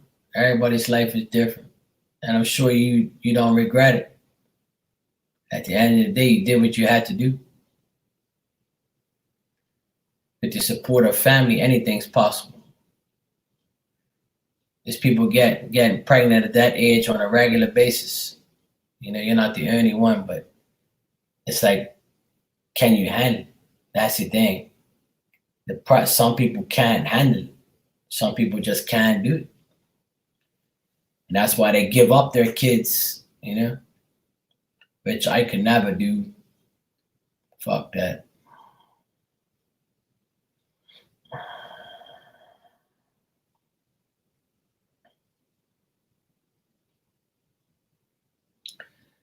That's what I said on here. That's what I said on here all week, Scorpio. All week I've been preaching that in these times I don't care, like, because about food and toilet paper and all these stupid ass people going out there buying up the supermarket. Me, I'll live off of cornflakes and tuna fish.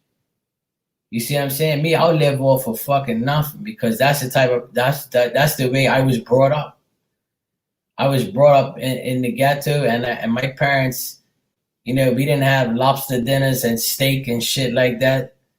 You know, we had regular food. Like my mom, we had food, but it weren't luxury. We didn't live in luxury. Hell no.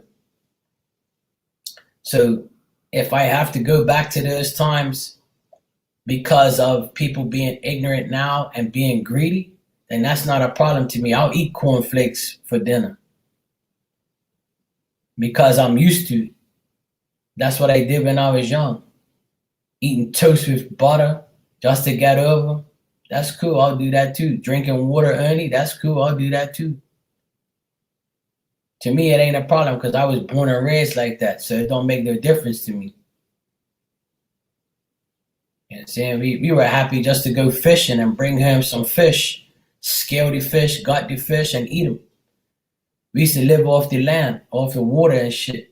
My mom had parsley growing in the back, guava tree. Neighbors would give each other bananas and shit. You know, all that type of stuff. Like, some for you, some for me, shit like that. Yeah, when I was in the army, I didn't want to eat that shitty ass food. I ate peanut butter and jelly sandwiches. That's what I survived off for 2 weeks. Being out in the field, ate rations and ate shit that was all like outdated. Man, that shit don't matter to me. Me, I will make it.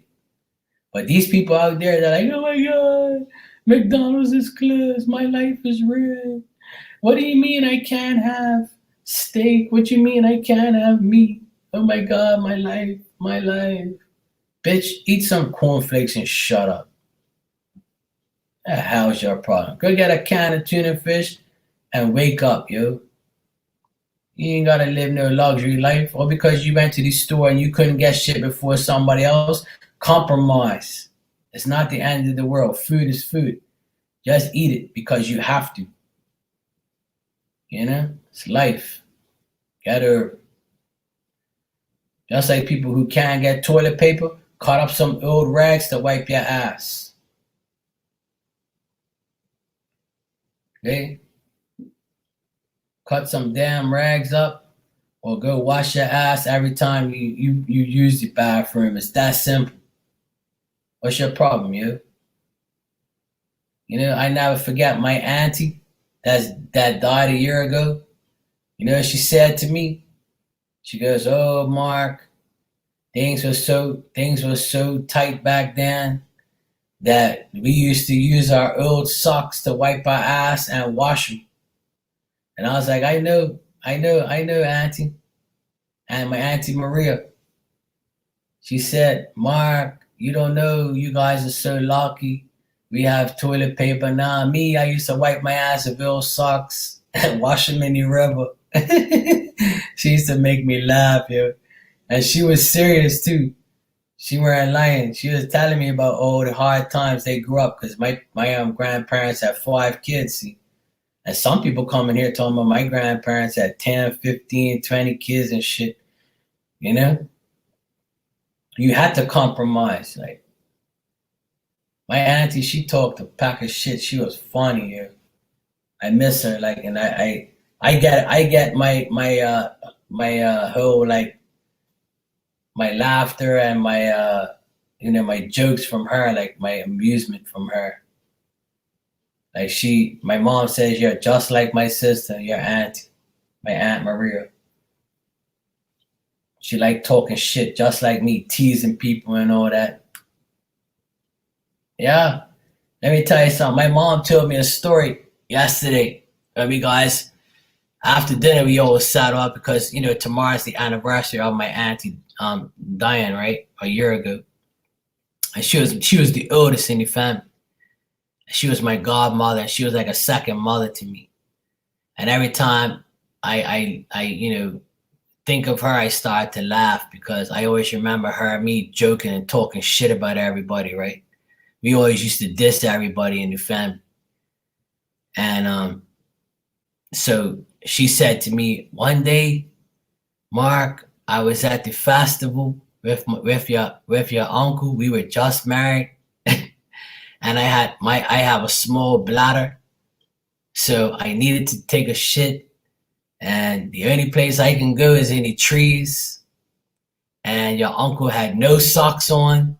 I don't know how the hell I was gonna wipe my ass, but guess what? There was a lot of leaves, so I just used the leaves until I got home. I went in the trees, and your uncle stood in front of the trees to make sure nobody was coming around. He smoked a cigarette while I relieved myself in the trees, and I used the leaves. And I said, well, Auntie Maria, whatever you gotta do, you gotta do. And she goes, oh, I did it many a times because I couldn't hold myself at the festivals. I used to eat a whole pile of shit, and I had a small bladder, so I had no choice. I couldn't make it. So I would say to your uncle, oh, I need to go. Please just guard the trees so nobody sees me. Hey, but she had me in fucking stitches laughing, yo. She's talking about, God bless you, Auntie Maria, why you fucking make me laugh. My mom told me that story yesterday. We were talking and we got, talking about funny times, like things that she used to say. And then like, yeah, he had no socks on. At the time, he was wearing penny loafers or whatever, right? Flip-flops. And she goes, of all days, you ain't got no socks. And the day that she did use his socks one time, she bring the sock back and washed it in the river because they didn't have no washing machines back then. They washed shit in the river on the rocks and all that. Yeah, that shit was funny. My mom had me laugh, and then when my grandfather was alive, she told her father, my grandfather, the story. And my grandfather goes, "You even bring that damn sock back? Are you out of your mind?" My auntie goes, "Hey, they were new socks, you know. I had to bring them back. I ain't got no money for no damn socks." Yeah, she's so funny. Yeah, that shit. I was laughing so much yesterday with my mom, just thinking about how my auntie used to talk and what she used to do. She was just like me, always making everybody laugh. You know, she was so funny, man. She done a pack of shit. She always was acting crazy, always joking around.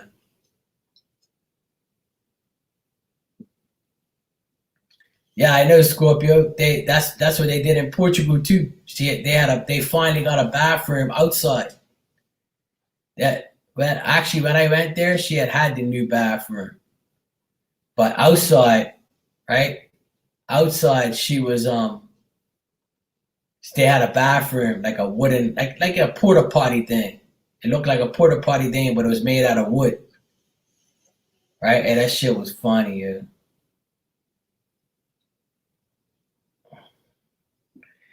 And one day, my mom, she was cracking up last night. We were talking about my auntie.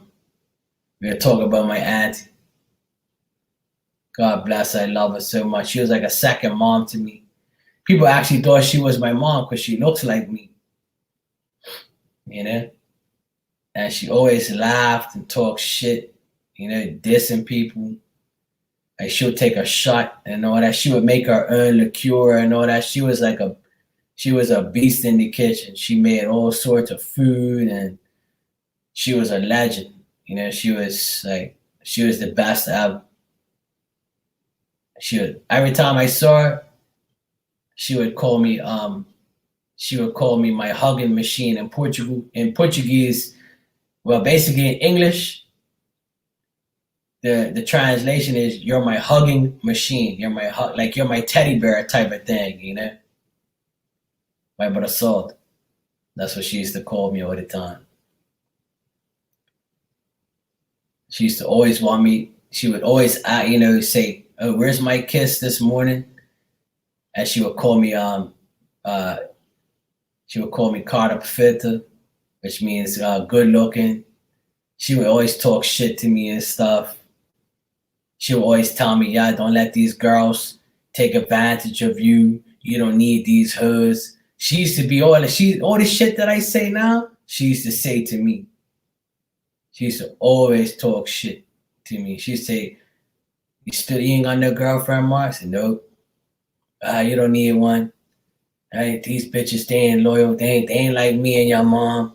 And then she goes, "Look at me. I got married. I didn't have no kids. And then I had to wash your uncle in the end. I had to wash your uncle in the bathtub. I had to wipe his ass because he was sick. You see, all this for nothing. You know, I didn't have kids, but I had to wipe his ass and wash him before he died. You don't want that life, Mark." And she'll say it like a joke, even though it would hurt her, like, you know, because she went through all that shit, right?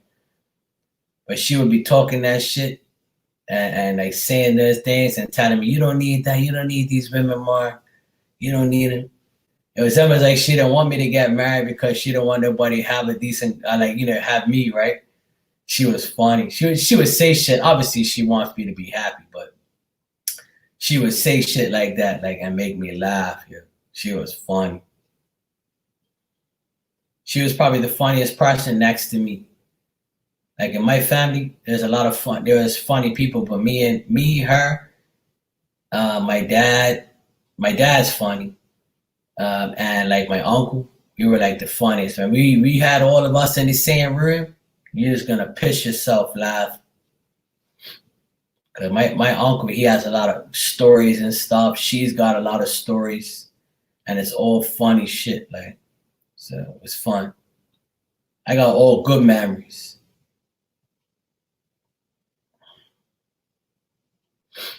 That happens now, Randall.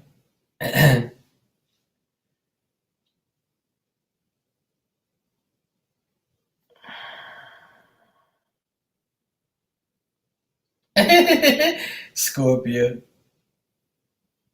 There you go, Scorpio. They used to do a lot of crazy shit too. Don't think that they're saints. They did a lot of my auntie and my uncle. I know that they were crazy back then. They the way that I can just tell by the time they talk shit, like Yeah, absolutely, Alan. I love talking about old time. Like I ask my parents questions. Like I always ask my parents, like what did they do, or how is my auntie, or they'll make a comment and say, oh, you're just like your auntie, or you're just like your uncle, or you're just like so and so. Even my grandma used to say, oh, you're just like my brother. He used to be like you, do a lot of things and electrician or, know how to build, like I'm crafty. I do a lot of shit, right? I know how to do a lot of things. So like my uncle Manuel in Canada, like he's a carpenter and he knows how to fix a lot of shit and do a lot of things like me. Like he does electrical stuff too. Like he's a handy guy. And my mom says, yeah, that's where you get it from. You get it from your uncle. And I say, oh, well, that's what happens. The apple don't fall far from the tree.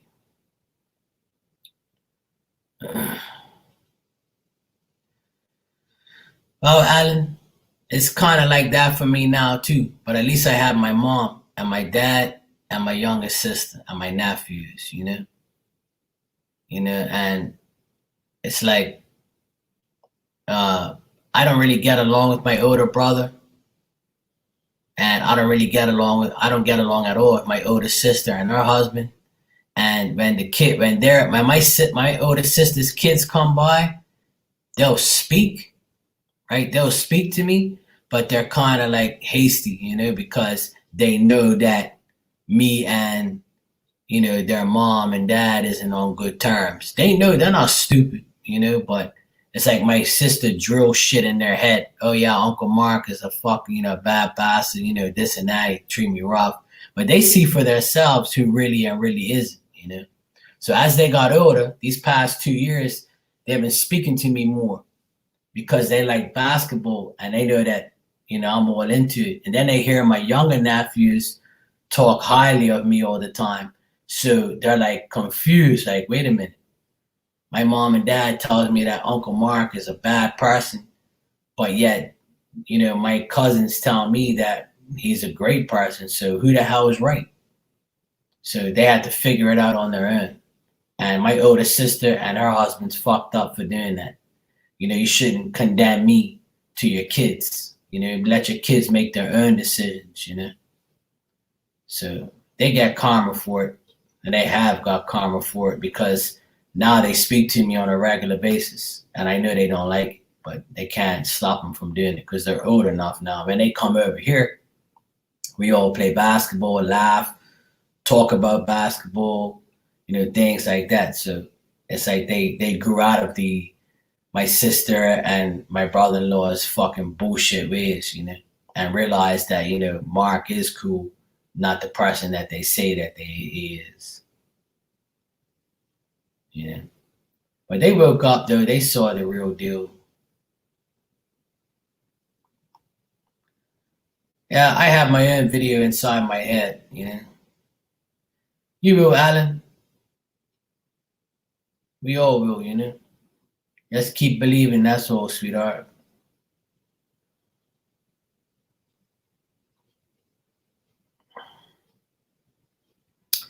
Absolutely, Hermana, but that's why they're gonna rot in hell. That's what I say.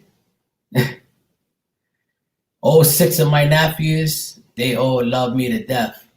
When they see me, they go crazy. They're like, yo, what's up, Uncle Mark? Yo, and they all touch me, like we do fist bump. Yo, what up? Like we all saw each other on Christmas. That was the last time I saw all of them.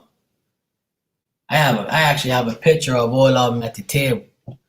I took a picture of all of them. My sister was watching me. I was like, yeah, take that, bitch. That shit was classic. My other sister was like, I knew you were gonna do that. I was like, yeah, I'm taking pictures of my nephews right in front of you. What you gonna do about it? I'll throw this camera right at your face. Say something. They were looking at me old screw face. I was like, fuck you. I'm taking these are my nephews. My blood runs through their veins, whether you like it or not. Kiss my ass. Because I miss my nephew, my older nephews, I miss them because those are my first nephews, and it hurts that my sister and my brother-in-law act like fucking idiots. Yeah, I ain't worried about her. She's gonna rot in hell. I ain't worried about that bitch. Typical Aries. When they don't get their way, they act crazy. But my nephews are smart. My older nephews, they're very smart now. I don't even know if I have the picture here, man.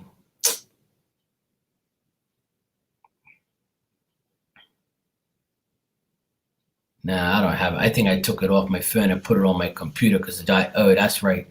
It was on my old phone, so I had to change it and put it on my computer. So I was going to show you, but it's not on my phone. I took it off. Oh, they do have my eyelashes. You should see the young one. The youngest, my youngest nephew, his eyelashes are longer than mine. You should, and he's got all the girls. My sister next door, she tells me all the time, "You're just like your TT Mark. You're just like him. All the damn girls on Snapchat." I said, "Stop hating, man. Stop hating on the guy, man. He's like his eyelashes is what gets the girls." Shut up, you ass. That's what she says to me. Shut up, ass. Don't corrupt my children. And they need coochie in their life. You gotta teach them coochie is everything.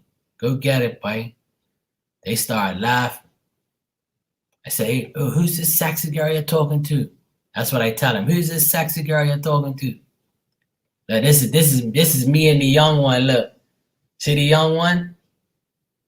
This is the one with the eyelashes. Me and him. One thing, he's the youngest. He makes girls go crazy. He makes girls go crazy, yo. He makes them girls go nuts. My sister always says he's always got girls all over him. I said, I know. That's why he knows he deals with his Uncle Mark. He listens to Uncle Marky.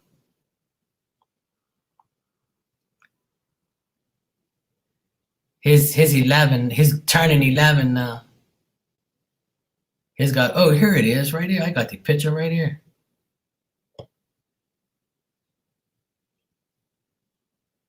This is Christmas. This is 5 of my nephews all in a row.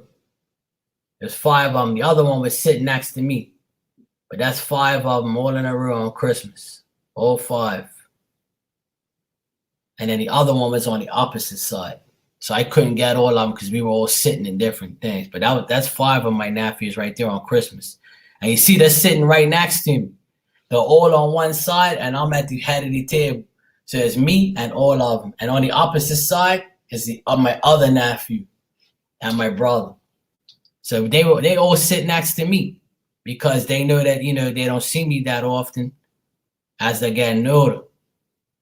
But they all sit next to me. They were talking to me the whole time. Uncle Mark this, Uncle Mark that. And my older sister, my older brother, like, look at this fucking guy talking this now.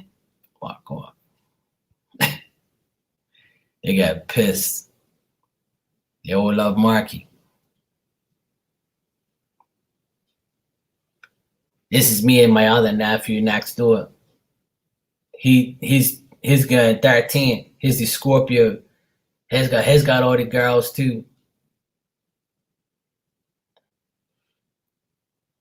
Pain in the ass. He's the one I clash with a lot. He's always back talking. I told him I was gonna take his teeth out with pliers the other day. He took off.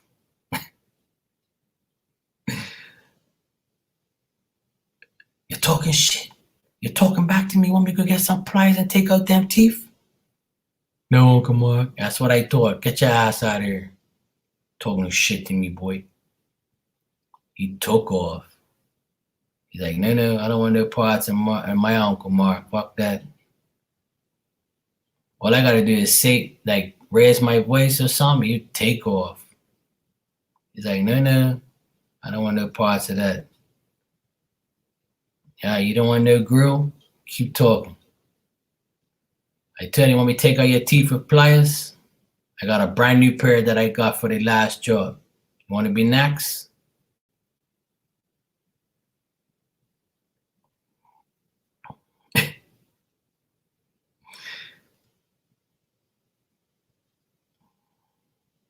No, Uncle Mark, no. This is me, my mom, my dad, my sister, and my nephews. Over there. That was at a hotel last year. Last year already. I just had a good time, man. I don't really need kids, but I wish I can have them, though. But the thing is, those two are like my own kids. They're always with me all the time. They're always with me. I take care of them all the time. Play basketball with them. That's why if I ever have kids, I know how to treat them. I know how to deal with them because I have a lot of experience. My oldest nephew is 17, and my youngest nephew is 11. So I got experience with kids. I know how to deal with kids. One thing about me, you ain't got to teach me nothing. I can be able to teach you. If you never had kids, I can teach you about kids. I feel like I got 6 already. So to me, it ain't a problem. I'm trained. I'm well experienced. But if I don't, it's all good. It doesn't matter. Whatever God wants to put in my way, I'll put in my path. I'll take it. If not, it's all good. I won't hate him for not doing it. Life goes on.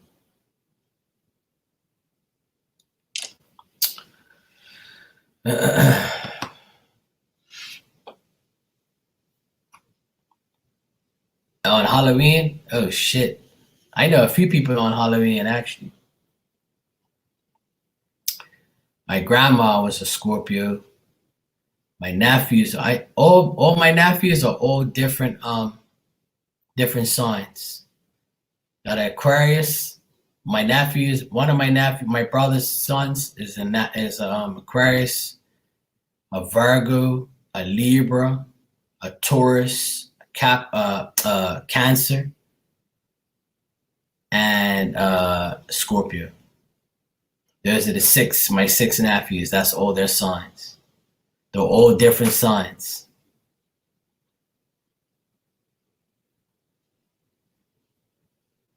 And my brother's two sons, they fight a lot. Libra and Aquarius, they're always fighting. Like they're really close, but they're always going at each other. 2 air signs, that's trouble. But my oldest nephew, he's a Cancer. He's cool. Then the next one is Taurus. And then it's my brother's kids, Libra and Aquarius. And these 2 next door are Virgo and Scorpio. And they're always going at it. They're always going at it. Always.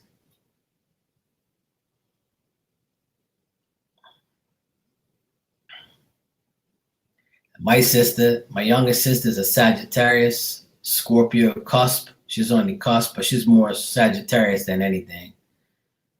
She's a Sagittarius. I'm an Aquarius. My brother's a Cancer, and my other sister's an Aries. And my dad's a Libra, and my mom's a Capricorn. So we're all different. We're all different signs. Every single one of us. It's crazy. The only month that we don't have a family member in is March. This month we have no birthday for no family member.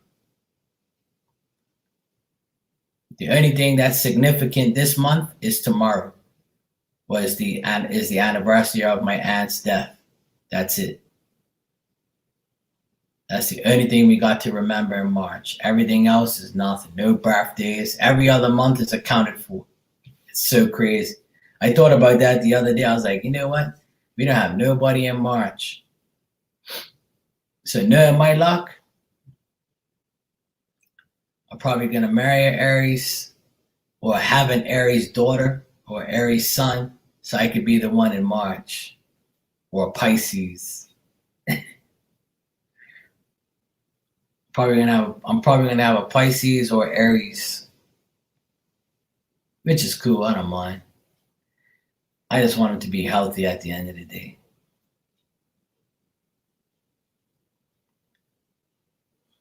Oh yeah, Libra and Leo will fight. Today is your brother-in-law's birthday. Tomorrow is your sister's birthday. Oh, cool. Tomorrow is somebody's birthday, but I don't care.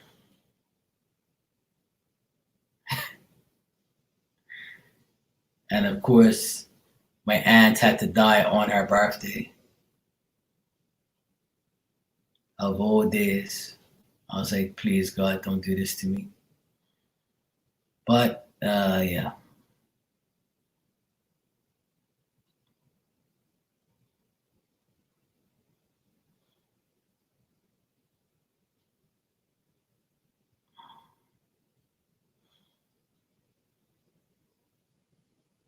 Yeah, Libras are cool. I know a lot of Libras that are really nice.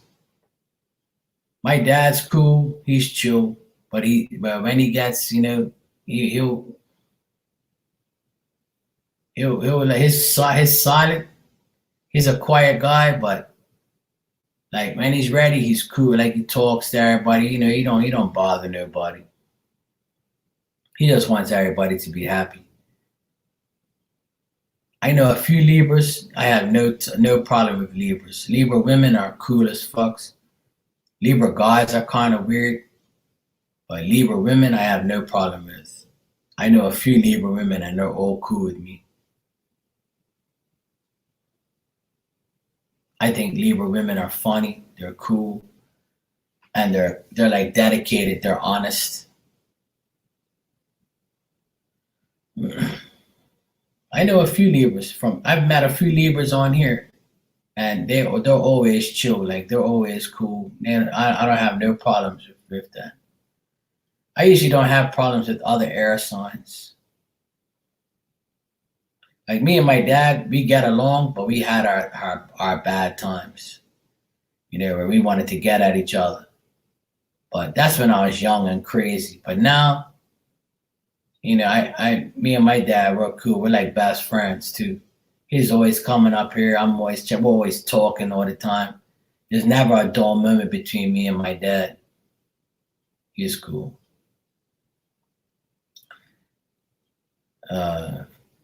That's right, Alan. You're a Libra, yeah.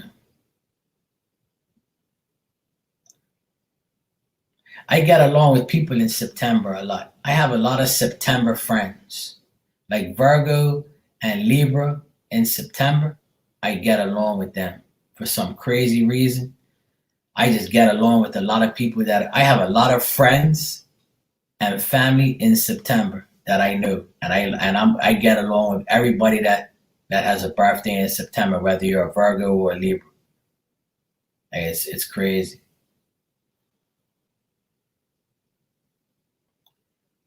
But people in December, I have a problem with.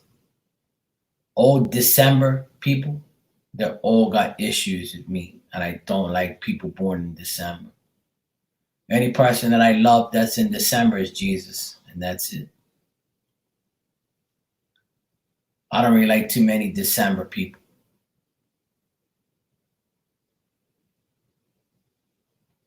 Yeah, Anita.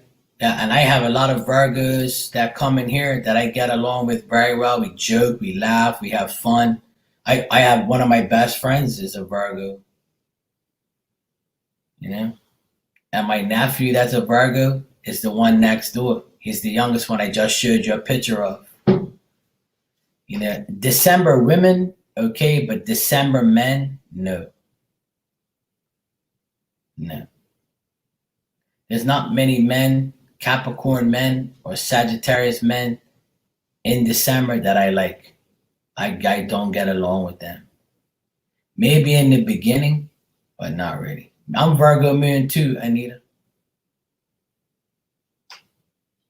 Yeah, see, there you go, Alan. You know, it's that because we're air signs, see, we don't get along with those type of December people. Well, my best friend is a Sagittarius. That's my sister, and I've dated Sagittarius women. We've got along, but the problem is they lie, and they're weird. So that was the only problem there. I actually met a Sagittarius girl. I did a reading for her not too long ago. She was cool as fuck, man. Really nice. She's a good friend of mine now too. She hasn't been in here for a while, but she's also really cool, man. Talking to her the other day, I was like, she said, I'm a Sagittarius. I was like, no wonder we get along. I talked to her for a while. She was cool. I get along with Sagittarius women. Sagittarius men, not really. See, my mom is a Capricorn, but she was born in January. Like, I get along with January people. January people I get along with. My best friend in high school was in January, but he was an Aquarius. So that's why we guys got along.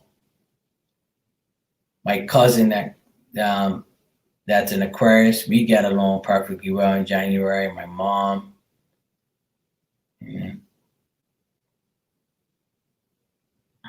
Yeah. Yeah, Sagittarius are cool. I get along with all fire sign people, pretty much. Aries, I have a problem with. Leos, I've had problems with here and there. But usually Sagittarius is I don't like. I have my problems with them, but I get along with them. Now, Taurus, Virgo, and Capricorn. Virgo is probably the only sign that I get along with. And I don't really know any Tauruses like that. My nephew's a Taurus, and he's like the weirdest one. So he's the one that speaks to me the least.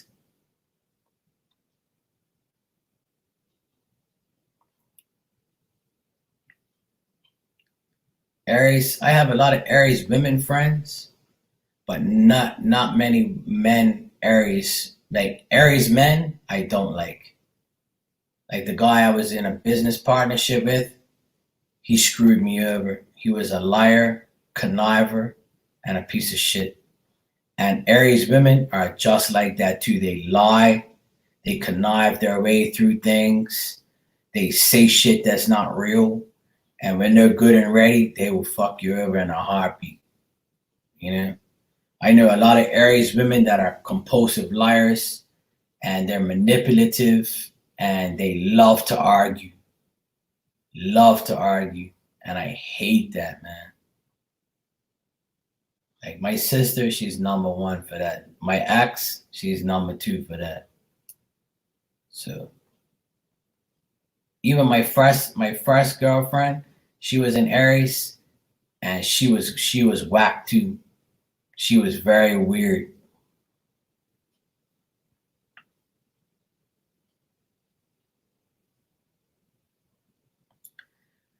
Yeah, I know a Sagittarius guy that don't like to work either. And I used to work with him, and he was a pain in the ass. I always had to put a pitchfork up his ass for him to work. Didn't like that at all. I've always wanted to date an Aquarius woman, but I haven't found one. I haven't found an Aquarius woman that, you know, of course I know that ran a dove. That's why I just said in that same sentence that I have a lot of Aries friends, but there's some that are very, very messed up. You know, I get along perfectly fine with Elizabeth, Norma, Anna. There's a lot of Aries women that come in here that I get along perfectly well with. Never had fights with any of them. Never got disrespected by any of them.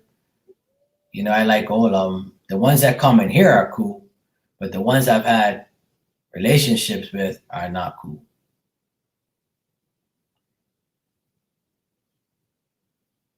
And it doesn't matter the March or the April. It doesn't matter. I've had issues with both. But not all signs are the same. But I've always wanted to date the same sign. Like I've always wanted to date an Aquarius woman, but I never did.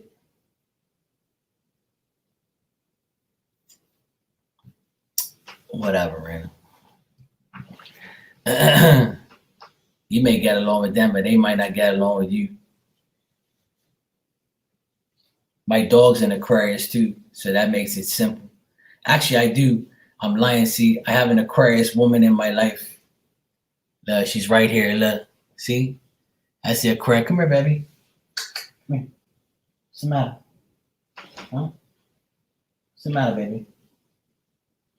You want a spoon later? Oh, you want Marky to spoon with you? Want me to come and sit on your blankie with you? She's like, don't come down here. That's my Aquarius woman right there. Look, February 16th. Love my baby. That's the only woman I love that's an Aquarius. Yo, that's my Aquarius woman. It's my girlfriend. We spoon on the blanket together. You know? I rub her belly. It's my baby. Yep, God sent me a loyal Aquarius female. See that? Finally. She's loving my life. She's a good woman, see? Sleeps while I works. Sleeps while I work, and she ain't worried about nobody on there because she's got me all to herself. See that? Oh, man. Anita, what sign are you, Anita? My brother's a Cancer guy, and he's an idiot. I don't get along with him that well. I used to when I was younger, but he was always a snitch.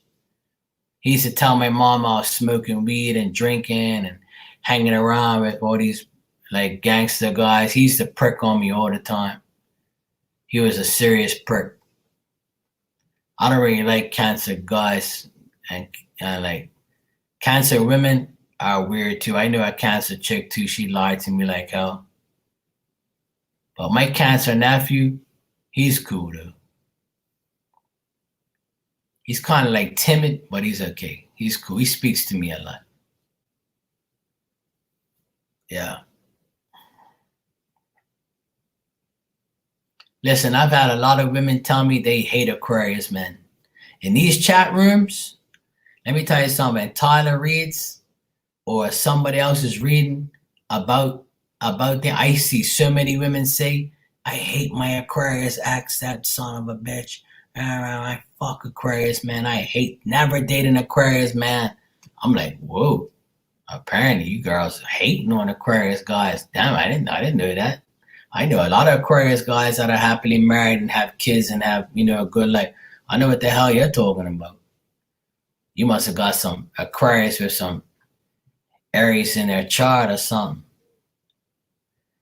I seen a lot of women talk shit about Aquarius guys. I'm like, wow, you guys picked the wrong guys here. I'm in here complaining. I'm not a bad Aquarius guy. Wow, trying to make me look bad. Even the Aquarius women I know, they're all cool. They're all loyal and decent. I don't know any Aquarius woman that's fucked up. I know a few Aquarius women, and actually one of them I know that's a hoe. She cheated on her husband, but he didn't know. But she liked me though. She was cool. But she was a hoe though.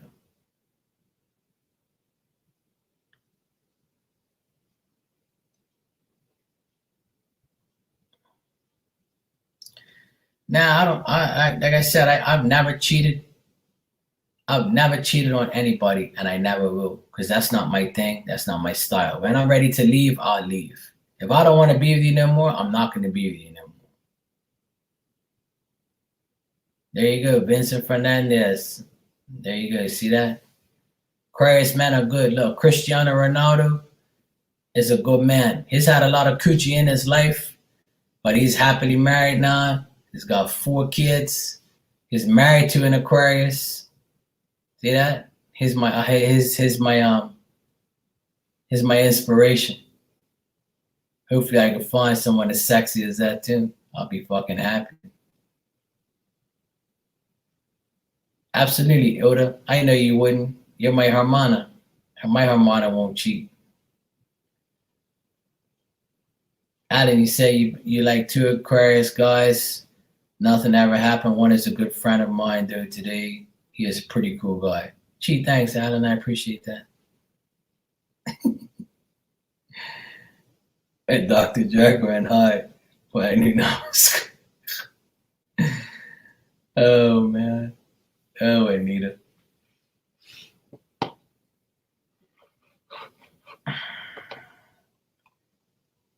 There's a lot of Aquarius people out there. Oprah's an Aquarius. Michael Jordan's an Aquarius. Bob Marley was an Aquarius. There's a lot of Aquariuses I know, man.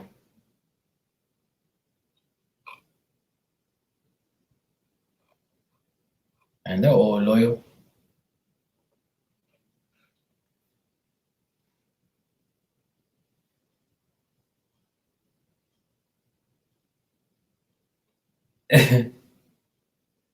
Are you and Oprah have the same birthday? I know Oprah's an Aquarius. Well, Bob Marley is the same day as me, February 6th. That's how everybody remembers my birthday. Because when they hear Bob Marley on the radio and his birthday, they all call me, say, "Oh, I remember your birthday because it's Bob Marley's birthday." That's how everybody knows my birthday. It's the same day. And it's also the same day as President Reagan. President Reagan's also February 6th. And he was happily married for years. Nancy Reagan was his wife, and he had kids, and he was a very good president, a leader. You know, he fought shit head on. That was probably one of America's greatest presidents. Aquarius, baby.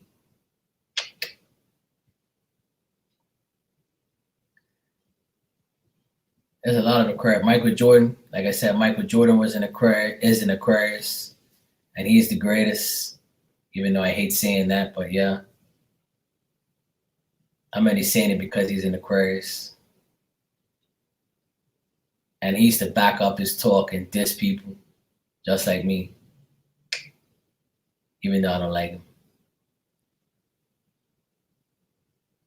Abraham Lincoln was an Aquarius. Absolutely, I forgot about him. Yep. Another legend. See that? Aquariuses are all legends. See? What can I say?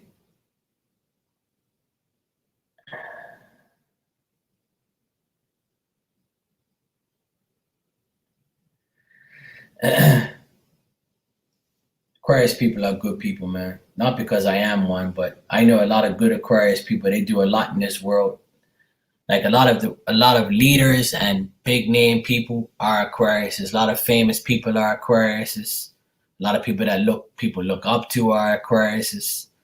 Like I never really knew all that stuff when I was growing up. I never really cared about Aquariuses or all those type of dumb things. But as I got older and I started to do research on Aquarius people, like one day I Googled famous Aquariuses in the world. And when I looked, I was like, no way. All these people are Aquariuses? Oh, no wonder. No wonder I'm a legend.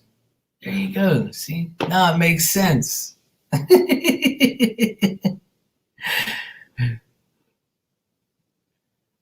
Yeah, I mean, not because I am one, but I know there's a lot of good Aquarius people out there that do a lot of positive things, So it's nice to know like that my sign is appreciated. So that's good. I know a few Aquarius people. Not too many, but I always try to help everybody, that's for sure. I always try to help people. Always. It's all right, Elizabeth. You ain't gotta hate. Elizabeth, you had to even admit it. I'm your favorite Aquarius, and you can't. Don't make me go get it and copy and paste it. Admit it. I'm your favorite Aquarius, yo. I'm everybody's favorite Aquarius. I'm your favorite. Aquarius is Aquarius. Okay? Remember that. I should remember what you've been saying for the past year. Mark is my favorite Aquarius. Uh-huh. Don't worry, I'm my favorite Aries tonight. Mark, when you sleep, using my lyrics. Look, see? Typical Aries. Using my damn, look, I'm going to Google on YouTube, famous Aquarius celebrities.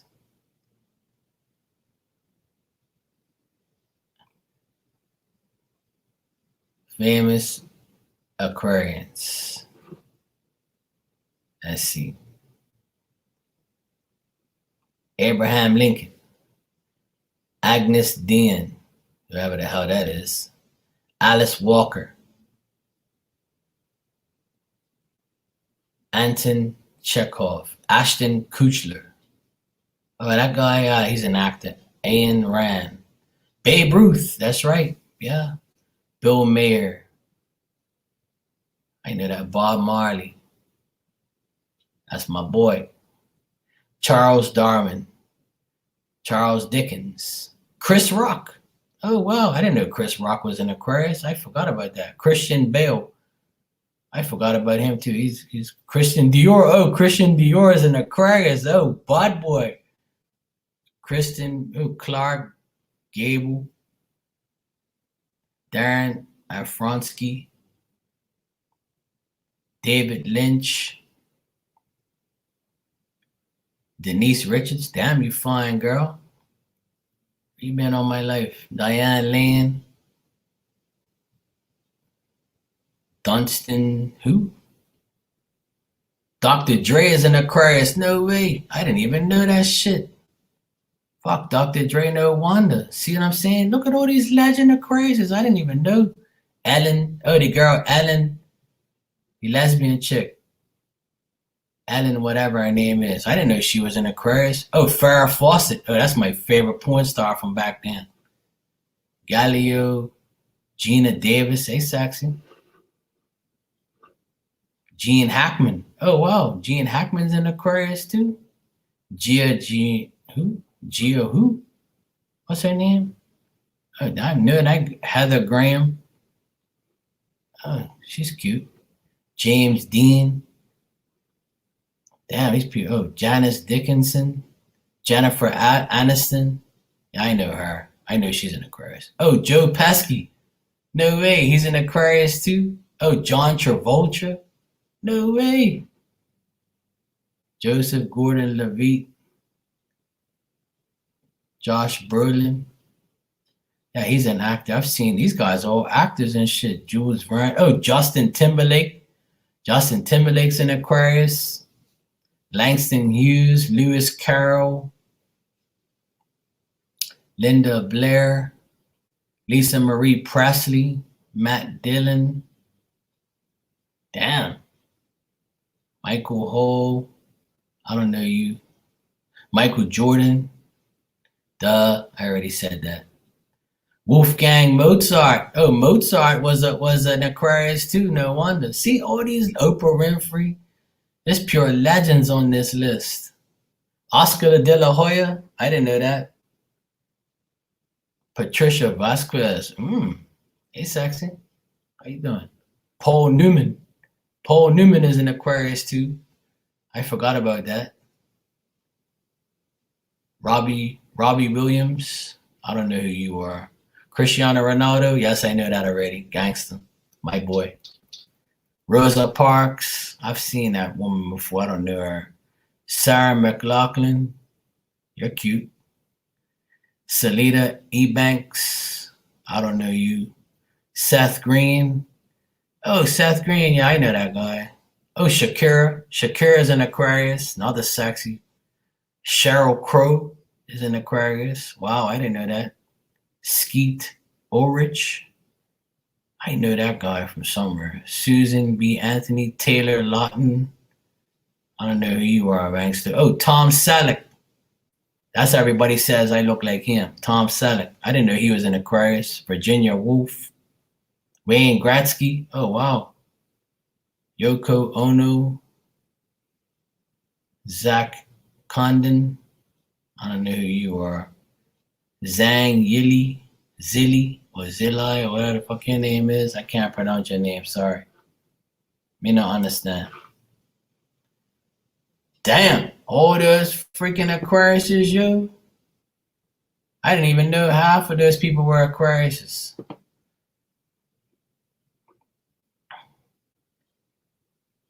I didn't know Wayne Gretzky was. I've been watching sports for a long time.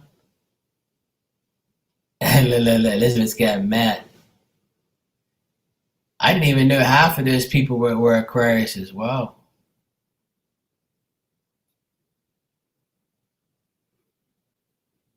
Oh, Anne Marie, did you hear the list? Did you hear the list of all the legendary Aquariuses I just named? I didn't even know that. I didn't even know these. I honestly did not know that those people were Aquariuses. Wow. That's shocking.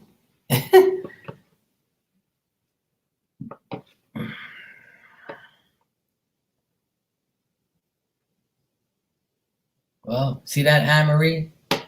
Anne Marie and Ilda.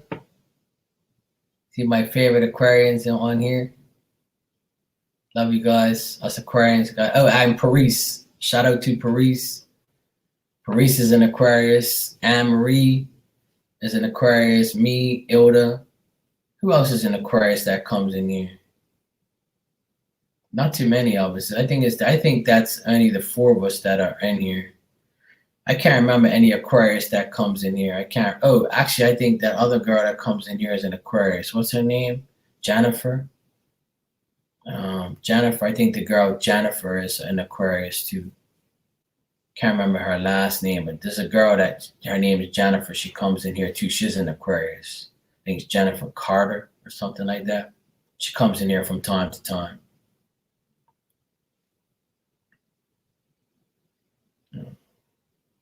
I know my Aquarians that come in here. Because the first thing they said, I'm an Aquarius too, Marky. Yes, I do.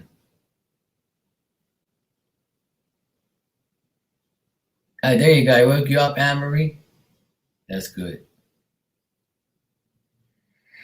Yeah, there you go. There you go. Love my Aquarians. Oh, my dog. See my dog. Me, my dog, Anne Marie, Ilda, Paris, the girl Jennifer. Oh, Ariely, that's right. Ariely's an Aquarius. My bad. That's right. I forgot about Ariely. That's right. I haven't seen her in a while. Ariely's an Aquarius. That's right. So that's, yeah, see that? We do have, oh, and Ninja. That's right. My bad. Shout out to Ninja. Ninja's an Aquarius. Afrin. I haven't seen Afrin in a long time. He must be marinating. Me too. Me too, Anne Marie. I never really had a chance to date an Aquarius. I don't really care anyway. It doesn't matter. But if I do, I do. I would love to, just to see.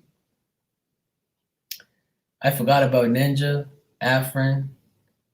Those are my Aquarians. Those are my that was my first Aquarius crew. I can't remember anybody else. I can't remember. Absolutely, I'm loyal. I'm always been loyal. And if I don't want you no more, I'm gonna tell you. Very bluntly. Goodbye. It was real, but goodbye, sweetheart. Goodbye and good riddance. Don't let the door hit you on the ass on the way out. But I would never cheat. I can never do that to somebody. That's disrespectful.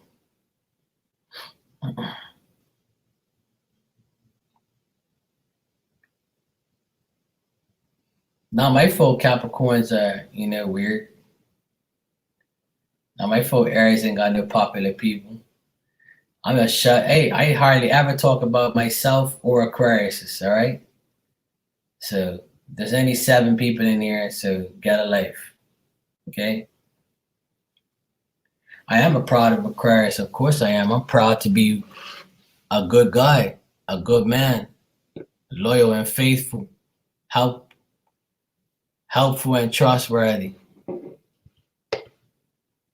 That's how I consider myself. You can trust me, but can I trust you? That's the problem. Who can be trusted can be loved. And Aquarius is the best. Hey, SR, you're here. SR comes out of nowhere. I did an Aquarius once. He was something else. That's because you're a Virgo. He must have said the same thing about you, SR. He must have said, this damn Virgo is crazy.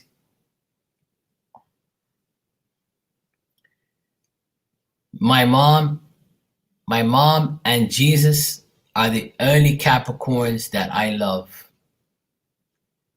Only ones. I keep you around just so you can hang out in my room and keep everybody entertained with your bullshit.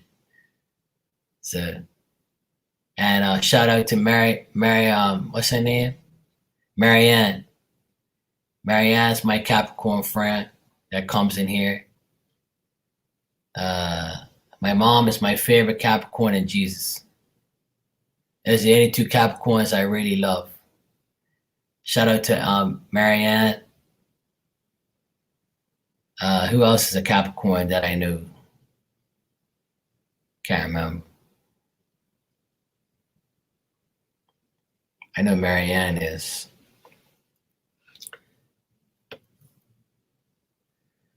That's about it. My brother-in-law is a Capricorn and he's an asshole. I don't like him at all. I can't stand him, to be honest.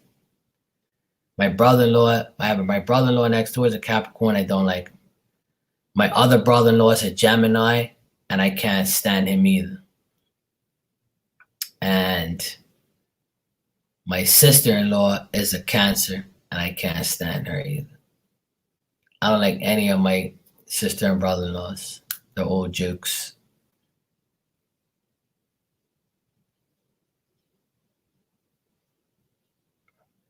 Yeah, and either that happens. Aquarius is once they get that little feeling, they just know, like, they get bored quick, or if they're not feeling the love 100%, they're gonna leave.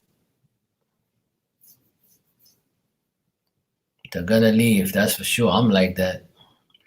You're not everyone's favorite Capricorn. You're not my favorite Capricorn, so piss off. You're my favorite Capricorn when you're in a deep sleep. You're damn right I don't like nobody.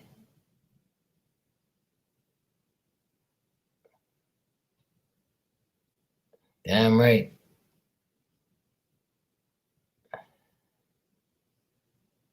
I love my Hermana. Right, Hermana? I love you. Love you, Anne-Marie. I love my Aquariuses. Love you guys. I love Elizabeth too, man. She's sleeping. I definitely don't love Rana. I like you maybe this much. Maybe this much. That's when you're nice. That's how much I like you. Yes, I love you, Elizabeth. Especially when you sleep. And when you go visit the Leo King. Scorpio, I love you too, sweetheart.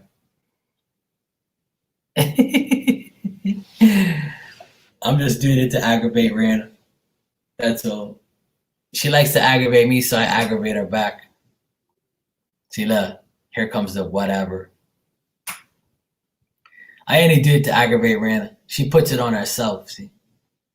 Love you, SR. My Virgo friend.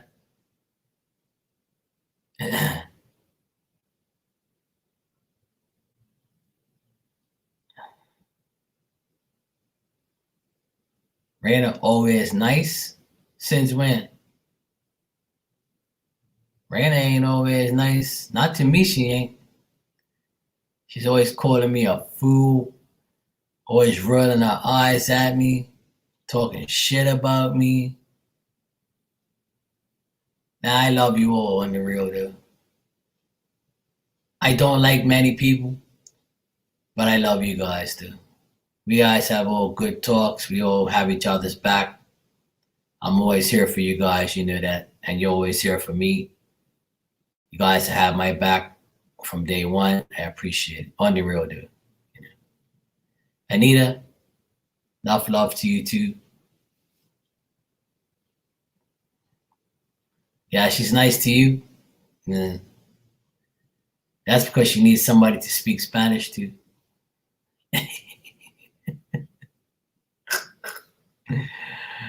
Ah.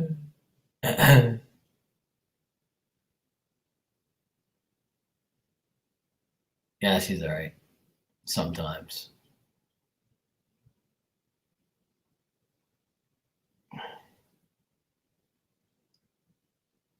Problem is, she reminds me of other people. That's the problem. Raina reminds me of my sister, and Raina reminds me of one of my exes. And that's why sometimes I feel like telling her where to go and how to get there because she reminds me of the two people that argue with me and act like, cuckoo sometimes.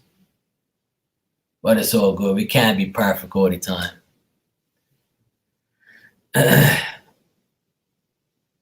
But it's all good. Yeah, it's grounding. You're absolutely right, Anne-Marie. We have to have a chat clown in here. It's all good. It's all love in here, dude. We all have our ups and downs. Sometimes, people come in here sad, fucked up.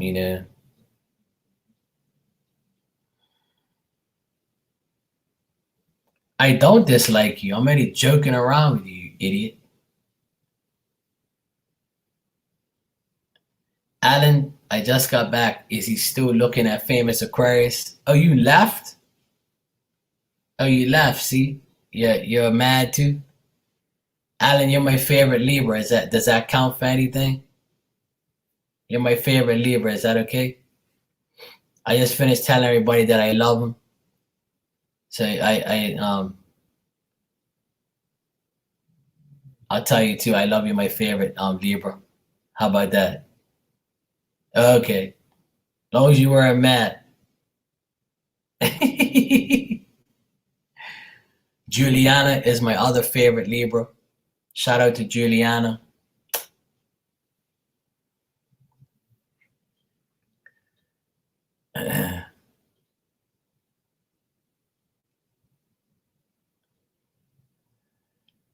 Yeah, see? That's when you know I like you. But I call you an idiot. See, that's why I called you an idiot, because I know how much it bothers you.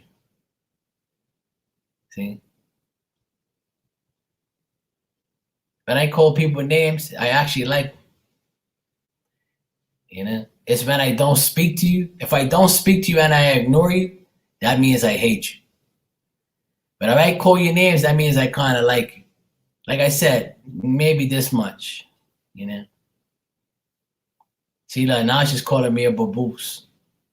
See? Then you wonder why, you get treatment. She's always calling me names.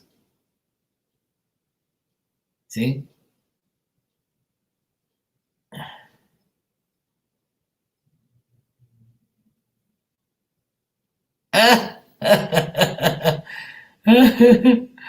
Yes, I do pull people's hair.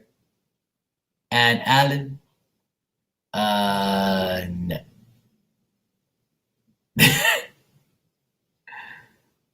Yeah, you said the right thing. Likes. Likes. Yeah, I do like her, yes. I like her like a thorn in my side. But love, no. No.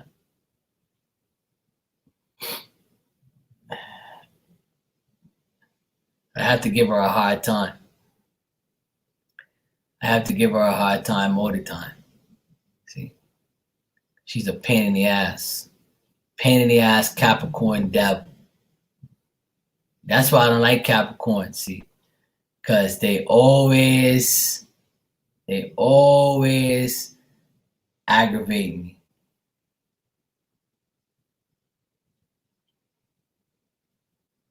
Exactly, Anita.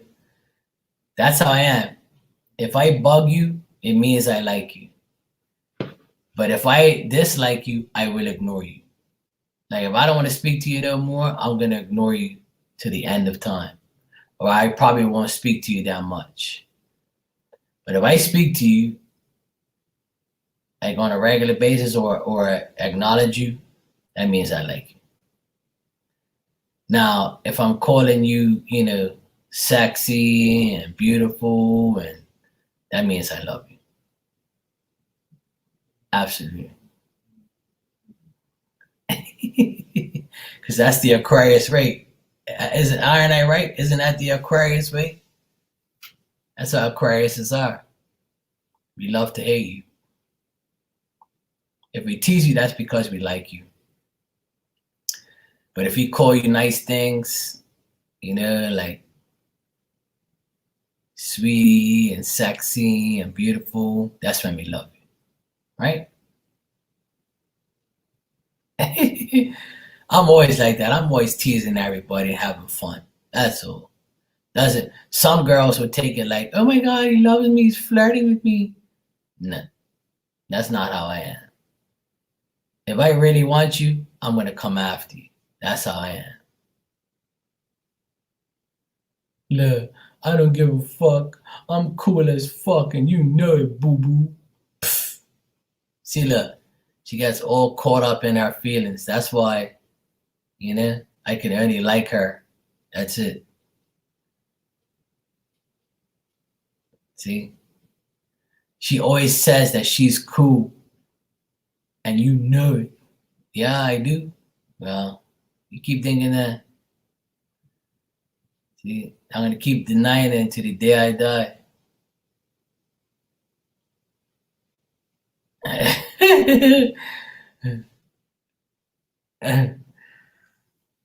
Absolutely.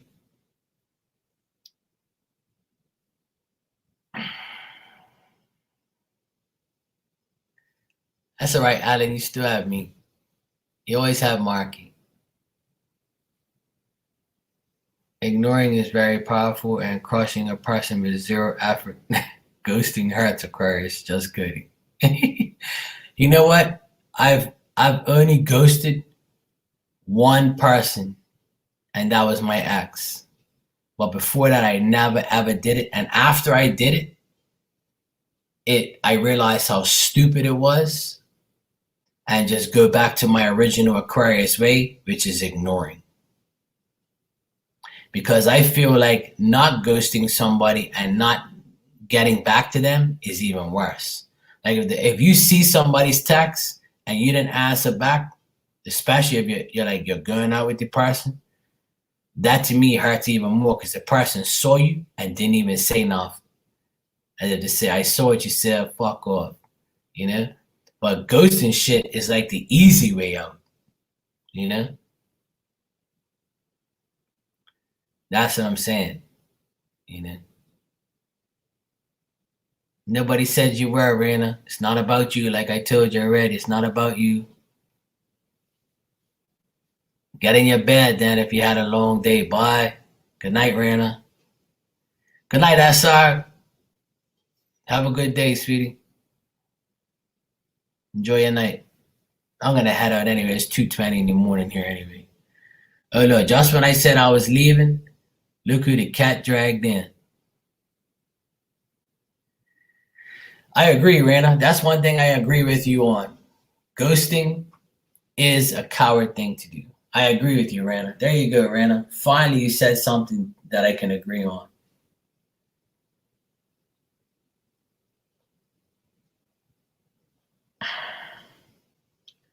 What's up, Heather? How you doing? Heather Blur. Look, no, don't go. I just opened up a beer. See, look, I was just about to leave, and then Heather came. I'll stick around for a few more minutes, even though I want to go get in my bed. I don't have to wake up early tomorrow, so I'm good. Oh, you got a Medell Tallboy. Ooh.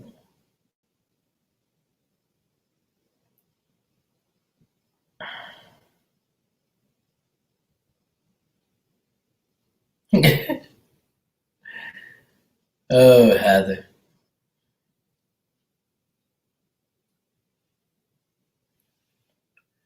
Yeah, Raina's got some alcohol too, but she probably ain't drinking it.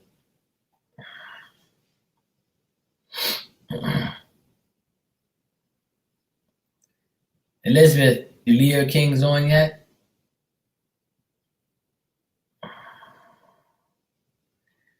All right, Anita. Good to see you. Thanks for coming by and having fun. Always welcome here. Enjoy your day tomorrow. I had to get up early today, but I don't have to get up early tomorrow, so that's good. My brother-in-law is going to be home, so he's going to take care of the kids. I don't have to take care of them. So that means some sleep for me.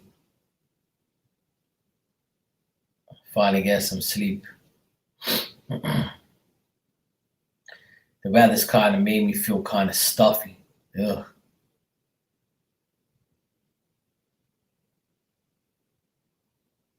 There you go, Alan. That's why I don't watch them. See, my videos are long, but they're long because I talk about with everybody. But he keeps running on about the same shit over and over and over and over and over.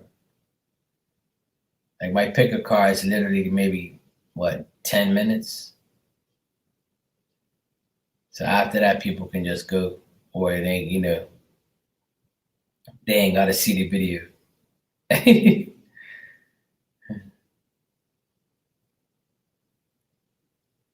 Of course it does, Heather.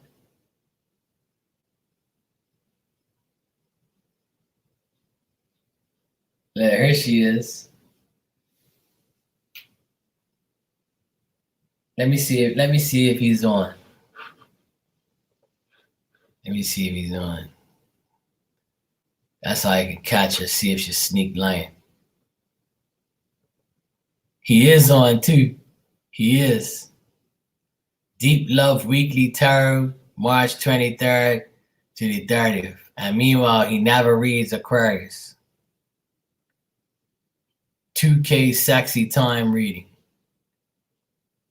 Man, come on, man. Look, he's got 2,600 people watching him. I mean, he's got a lot more people watching him now. He never had this many people watching him. He's got over 100 subs too, over 100,000. He's come a long way. Just last year, he were nowhere near that. He stepped up. This year, he stepped up his game. See, he actually looks different, and I sense a different vibe from him now. I feel like he's back on track finally. Must be that DJing. See, once you do all that DJing shit, you start. Music brings you back to life. Little Elizabeth's in there. Look, collective Taurus, collective Libra, Cancer, little Highmark. Look, she's in here kissing his ass. Look, kissing his ass, and he ain't paying you no mind. Look, he wouldn't even say thank you, Elizabeth. I can't hear it, so I'm just talking shit.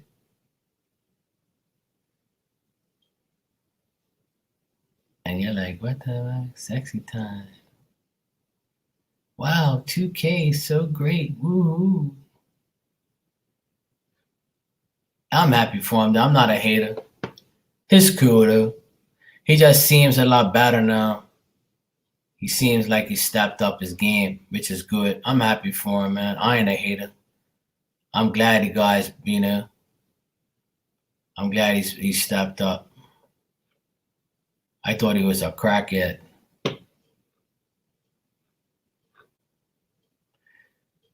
Elizabeth likes being inside there. Hey, one of his predictions came true, yo. In 2017, he said in 2020 people are gonna go through some dumb shit. I saw the video of I didn't really I saw it from my own eyes. He's cool. I tease Elizabeth about him, but he's cool dude. I always he was one of the first people I watched on YouTube. It's just that I can't handle he's an intelligent guy. He talks too intelligent for me. See, I'm a ghetto guy. I don't talk like that. So when I listen to like these intelligent people talking about all these Pluto transit this and Uranus is up this way, and I don't know nothing about astrology. I'm not an astrology person. I'm a medium and a psychic and tarot reader. I don't deal with astrology. I mean, I acknowledge it, but I don't know anything about it. At least I admit it. But like when I listen to him, I'm lost. I don't know what he's talking about, so it doesn't interest me. But I know the guy knows what he's talking about, dude. I know he's a great astrologer, so I know that for a fact. But he's cool, though.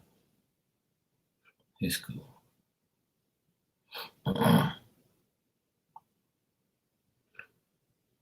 Like his channel stepped up too. He's got like cameras at different angles, and he's got a nice little setup. He's come a long way, man. He's come a long way.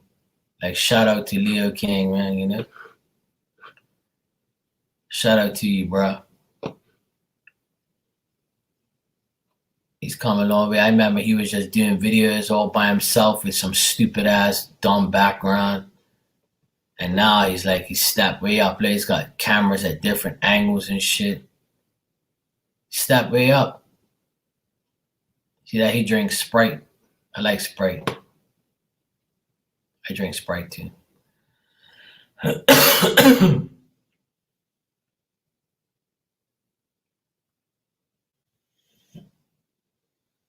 He's got a little lion teddy bear. Come on, man, a lion little figure. Come on, man. Let me give him a like. I'll be 449. I gave him a like. 450. I gave him a like just now, just to show I'm not hating on the guy. He has no moderators. See, he don't want no moderators. He's like, fuck moderators. Elizabeth's in there. I love you, Leo King. Please acknowledge me. Please acknowledge me. I've been watching him for years too. I've been on YouTube since 2015. I've been on here for 5 years. I've been on YouTube. I've been on there longer than that. But you don't like it, go to sleep, Rana. You got Heather now, keep you company. I've been watching him since I came on YouTube. I've been watching him because when I first started watching videos, he was always like somebody that was suggested to me by other people. But I like, my favorite astrologer is Steve Judd. I think Steve Judd is better than him as far as astrology, but Leo King's more versatile. Like he knows like he talks that more like specified shit. But Steve Judd's more to the point. Like he gets to the point, tells you, and that's it. That's a wrap. Whereas he goes on and on. Leo King, he'll tell you like what's gonna happen and this and that. Fuck all that shit, man. I ain't got the time to listen to that. That's too dragged out.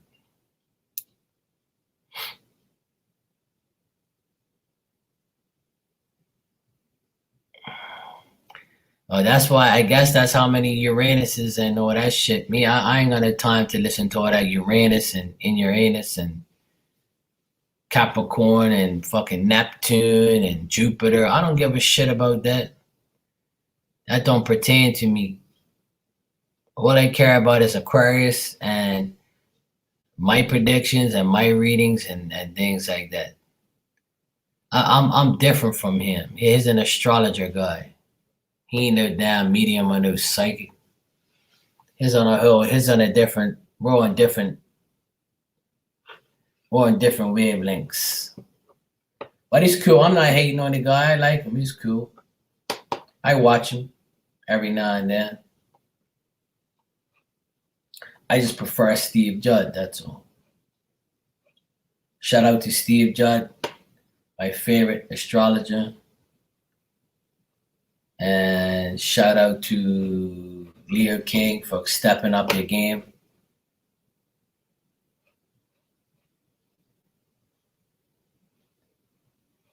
I'm sure he can. I've never seen him channel anybody, but I'm sure he can.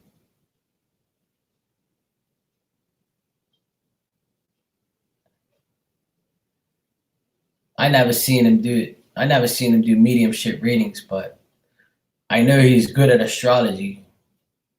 That's about it. That's all I know. I see him reading cards and stuff like that, but I don't know. I didn't know he can channel.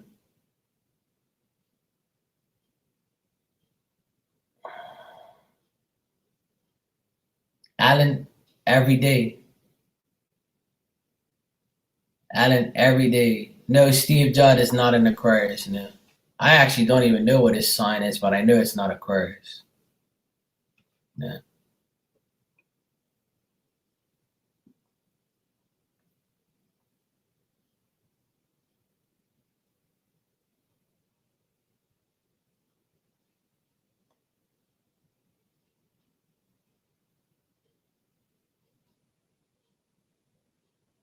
I'm not saying it because to answer your question, Alan, every single day somebody tells me that something happened.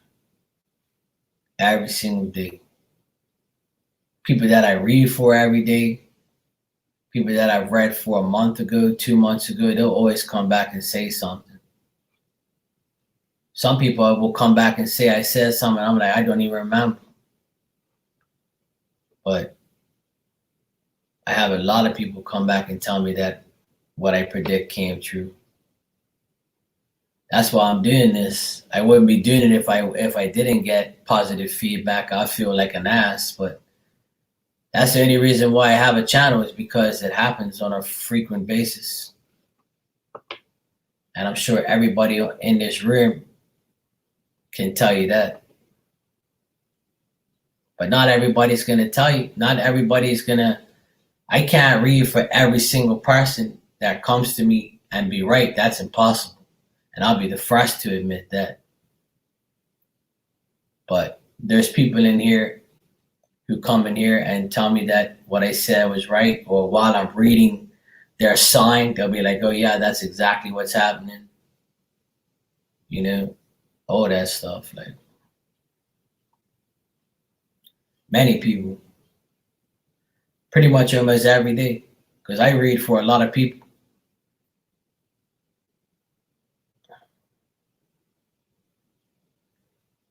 Well, like I said, not everybody will, will get a reading that comes true. I'm still waiting for mine to come true too, from a lot of people. But if it doesn't, I don't grudge them. You know.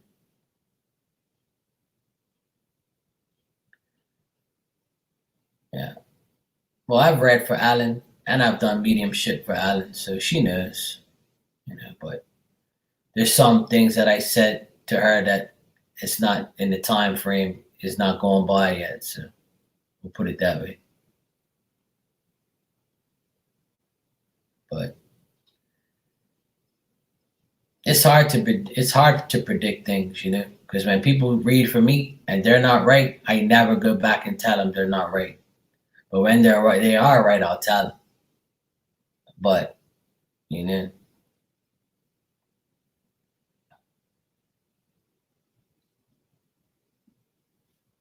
Yeah, that's fine, Alan. You can ask anything you want, sweetheart. That's cool.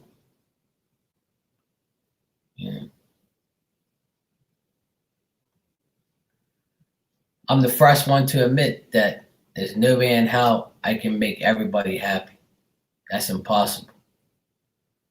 Obviously there's things that I'm gonna say that is not gonna happen, and some things that will happen.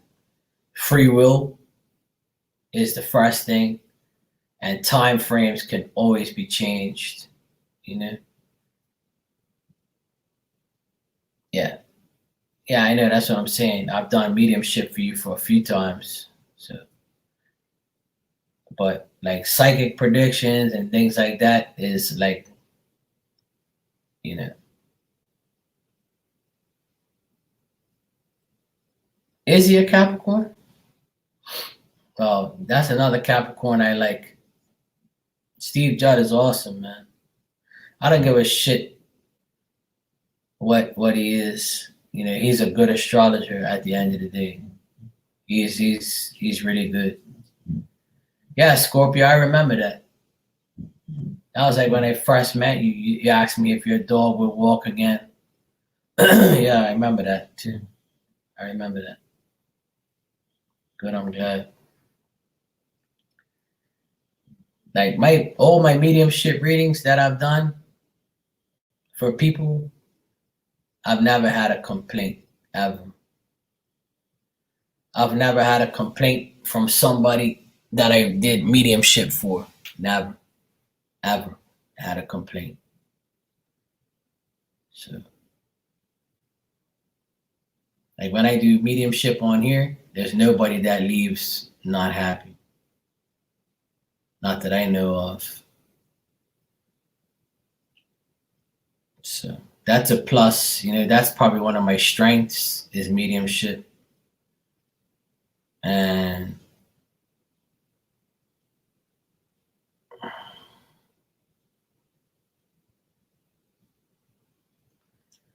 Alan, that's anytime you want, sweetheart. We've already done it before. Nothing to be scared about. Whenever you want, we can do that. It's not a problem. I'm always here for you. You've already had a reading in private, so what's this? Nothing to be afraid of. It's up to you at the end of the day. There's no pressure from me ever.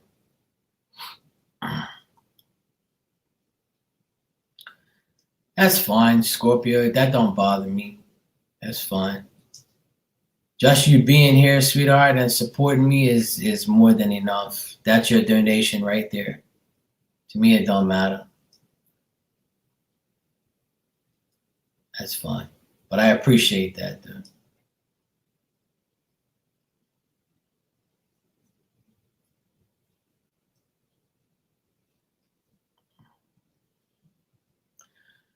Well, that's what I'm saying. Alan, if you don't want to ask it, then don't. Just let it be. Sometimes letting things be is the best thing. Sometimes letting things be. Sometimes the best thing is just to let things happen naturally. You know how many people I've told that say that to me? I say, well, don't ask and let it be. Let go and let God. You don't have to ask me. You don't have to ask a psychic. You don't even have to get a reading. What you got to do is believe that things are going to happen. I've been read by so many psychics, so they can, like when I read for a psychic, they always want to read back for me. And majority of the time, they're wrong. I don't know why, and I don't know why that happens. But the majority of the time, I'd say 80% of the time, a psychic reads for me, it's wrong. And I don't know why, but that's just the way it is. So I can read for a lot of people, but they can't read for me, or that what they say won't happen. But I never go back and say, "Hey, you're a joke," or you were wrong. If they ask me, I'll say, "Look, it didn't happen." But I don't grudge them, or I don't say they're fake, or I'll say it maybe behind closed doors if I'm mad or if we fell out. But like I won't do it. Some people just can't be read. I'm one of those people that some people just can't read. It's just the way it is. It's just the way it is. And I accept it. And I don't grudge anybody who's wrong about me, because I know it's very hard to read me. So unfortunately, I've had like top readers tell me that I'm protected, and I'm like so people can't read me because they want, like, God just wants it to be a surprise. He doesn't want me to know what's gonna happen, but he gives me the power to tell other people what's happening. You know, so it's like, what the hell? Like, it's weird. It's so weird. But it's happened to me my whole life. Like, it doesn't matter who. Like, I've had some really good psychics read me, but it just never happened. So it's all good. To be honest, Alan, I'm not. I've accepted the fact that I don't need to be read, and that God has a plan for me, and that's all that matters. Like, I honestly, I don't even get readings anymore. I couldn't tell you the last time I got a read. Like, when I read for somebody, they'll read for me or throw me some cards. Sometimes they're right, sometimes they're wrong, and that's okay. But as far as like an outright prediction, it probably, in the majority of the time, it doesn't happen. Yeah. But I'm the type of person now, I like, for the past couple months, I've just said to myself, you know what, Mark? Fuck that. Just let things be, let things pan out, and just let God, show you the way. Like, that's it. Simple as that. Like, I don't mind. Like, people could read for me all they want, but I just feel like it's better off, that I just let God deal with it.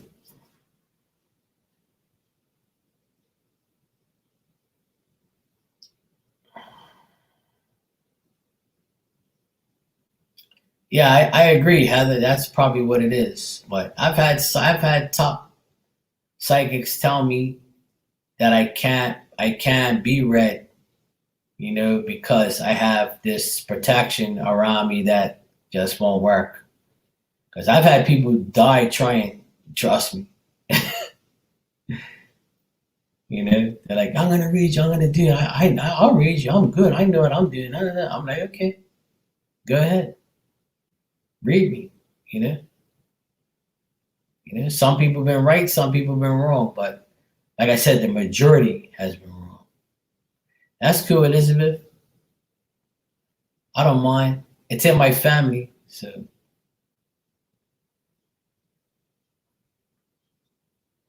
yeah, exactly, Alan.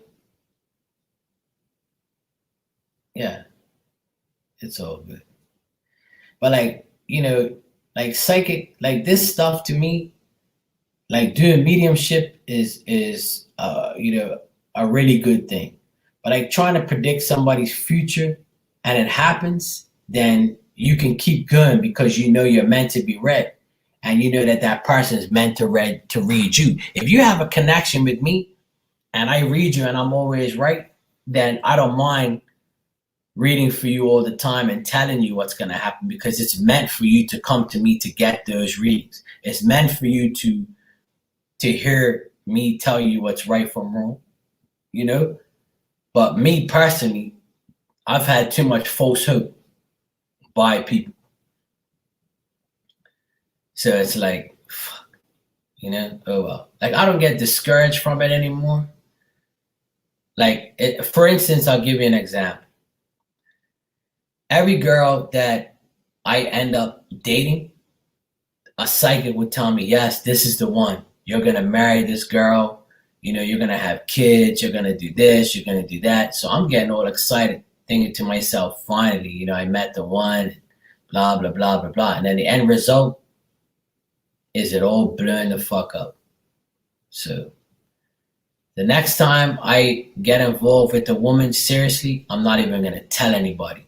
And I'm not even going to tell a psychic. And I'm not going to get read. And I'm not going to tell a damn soul until I actually am, like serious with the person. But until then, I'm not even gonna. The next time, nobody's gonna know. No fucking body's gonna know, because I feel like that's what holds me.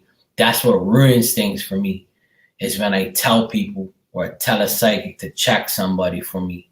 I think that that's when it goes sour. That's just how I feel, like, that's just how I feel about it. Because sometimes when you're with somebody, people can ruin it for you just by like reading for you and just by you asking. I strongly believe that a lot. So, and that's what's happened to me for the past umpteen years. Oh, Alan, you pulled some cards for me. Thank you, sweetie.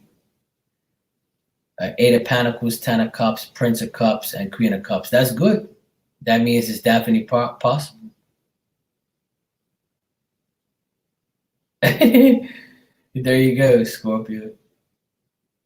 Thanks, Alan. I appreciate that. That's nice cards. Thank you.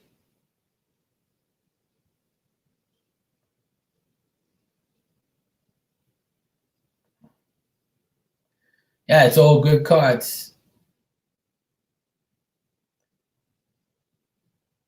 And that's even better. 4 wands is actually having a home with that person.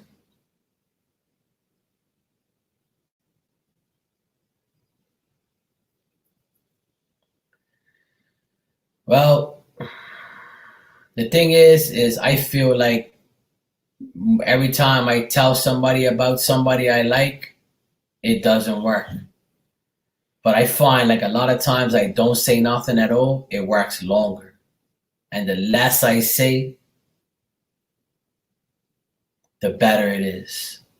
And I tell people that a lot. The less you say to people, the less drama you have to worry about, and the less like evil bullshit you have, coming your way, or the less jealousy that's inflicted in your life with that person. And it happens in this room a lot.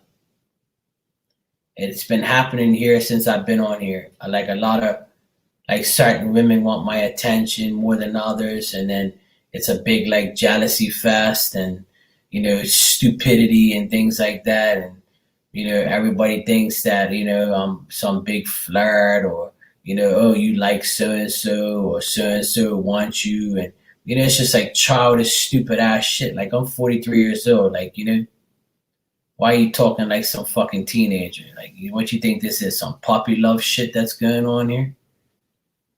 Even when I was in another room before this, I used to get judged, and then when I used to like be cool with a certain woman, it would be a lot of jealousy and stupidity, and like dumb things, like and that's what ruined a lot of things. You know, that's how I feel, and I know that that's true,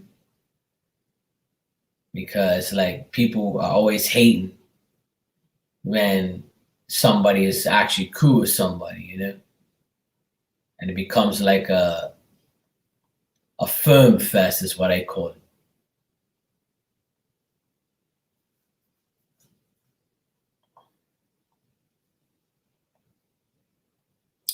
But to each their own. It's all good. Like I said, man, it's real. There's nothing that can stop you. That's the problem. That's the thing, It's when the actual connection is real. And I said it here. A lot of times, that I need a woman that's not jealous of other women flirting, complimenting, saying things, And once I find that person, then I know that I'm okay. Because once you find like a jealous bitch, then she's gonna act like a bitch, walk like a bitch, talk like a bitch. And then you're gonna marry that bitch. And that's how I always felt about being on here and just in my life in general, But that's just the problem. Same thing with a woman and a guy, same thing. Don't get me wrong. I'm not, trying to diss women or anything like that, because that's what I far from do. But it's vice versa. It happens to everybody.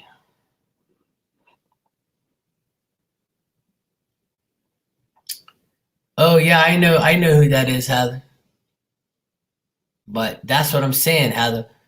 The less we say, sometimes the better it is.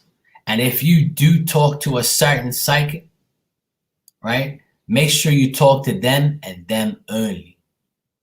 Because the more psychics you talk to, the more answers you try to get, your spirit guides and the people that are giving these psychics the answers, they're going to get fed up. And they're going to say, you know what, you're fucking dumb. Why the hell are you going to all these psychics and I have to go from psychic to psychic and tell you the same fucking thing? So then they're going to say, you know what, you're going to end up tapping into some bullshit. And then just that one bullshit reading is going to get you thinking. That one negative reading is going to consume you. And then you're going to think that nothing's going to happen. Or you're going to doubt that poor person that was being cool to you this whole time. I've seen all this psychic shit pan out, and it's not good. Like, the more readings you get, the worse it is. Sometimes, and a lot of psychics hate when I say that because they base their life on money. They want you to come back so they can lie to your dumb ass. They want to lie to you. They want to say, and if you tell them that, oh, some people have the nerve to say, oh, I went to another psychic and they told me this. What do you think, Mark? So you fucked the reading up already. The best thing to do is hold off your comparisons until the end. If I tell you something exactly something else said, then you know that the same spirit is working for you and giving you the same answer over and over and over. Now, if you get 10 psychics and you get 10 different answers, you ain't gonna get no sleep. So stop doing it. That's my suggestion. Because I used to be like that. When I first started doing this, I used to go, because I used to read for all other psychics too, and they used to give me readings, and I used to be like, fuck, that don't match up. I don't think that's gonna happen. Nope, that was way off on the fuck you're talking about. And that used to drive me crazy. And that's why it happens to a lot of people. People try to get readings from me and then get reading from somebody else. And it's totally different. And then they'll come back and say to me, Mark, you were right. And you were right about going to other people. I shouldn't have done that. I'll just come to you from now on. I was like, all right, we'll do whatever you want. It's cool. You wasted your money. That's your problem. Same thing with me. I won't go back to the people that were wrong because I ain't wasting my time or my money. So I just believe in God and believe that he has a plan. That's the best way. But some people, when they get a reading, it's good because, like if you connect, for instance, if you connect with me and another person, then that's okay. You're never going to connect with 10 people. You see what I'm saying? That ain't going to happen. Tell you right now, that shit is not going to happen. So you're only going to connect with 2 people out of 10 on average. That's actually that good. So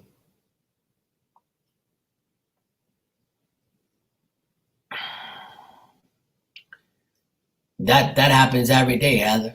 That happens every day. But I have psychics that come to me on a regular basis every single day to get a reading, or every other day to get a reading, or when they're in a bind and they need an answer or they want a confirmation, they'll come to me all the time. And then they'll offer to read for me, and I'll be like, nah, that's cool, don't worry about it. And then they feel guilty and shit, and I'm like, nah, it's all right, don't worry about it, it's cool. I don't give a fuck, like, it's all good. I tell you already, I don't want no reading, and I don't care about that shit no more. I'm at a point in my life where I just let it happen now. Everybody will get to that same point eventually. But people don't like when I say that. Other psychics hate that because then they think that, oh, well, you must not like money. It's not the point. Money is not the point here. The point here is being right about the person that you're reading for. So that way they come back. and then they'll give you whatever you want after that. But sometimes I'll tell people, look, don't give me no money. Wait till it happens first, and then you can give me the money. How about that? That's a great deal, isn't it? Okay, well, there you go. And if it doesn't happen, you save money, and I'm wrong, and you save your money, and we're all happy. But if I'm right, and you come back and pay me, then that's good. I'll appreciate it. Whatever, it's all good. God bless you. Goodbye. It's that simple. I've done it recently with a few people I know. I done it the other day. I told this chick, I said, look, don't pay me until it happens, because the cards don't really look like they're like 100%. So 2 days went by. The person called me, said, hey, Mark, it happened. Here's your money. I was like, all right, cool. Thanks for being honest. I appreciate it. There you go. That's how I am, because it's not about, I want to make sure that I'm right if you're paying me. That's how I am. I have a conscience. I suggest as often as you want, depending on what it is. Now, if you're coming to me every day or every other day asking me how somebody feels, I'm going to give you the answers. But if you don't know how the person feels when they're around you, then obviously something's wrong with you.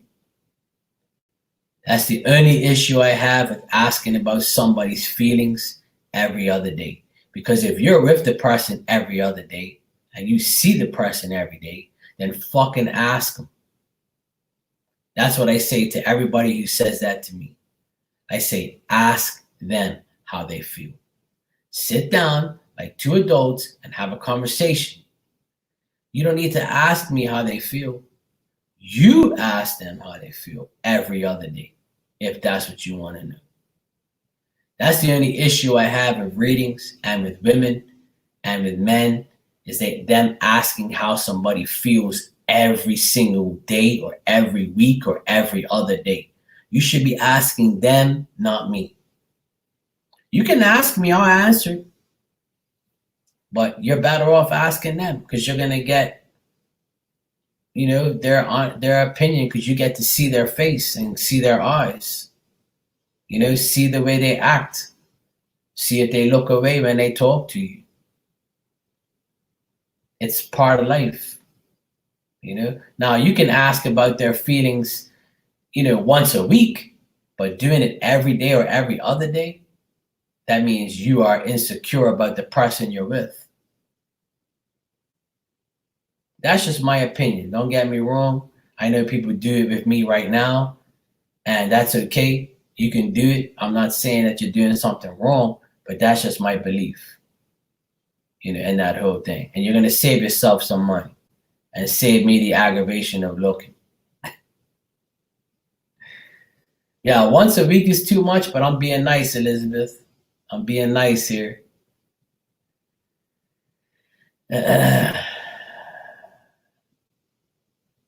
Absolutely, Scorpio, I have many times.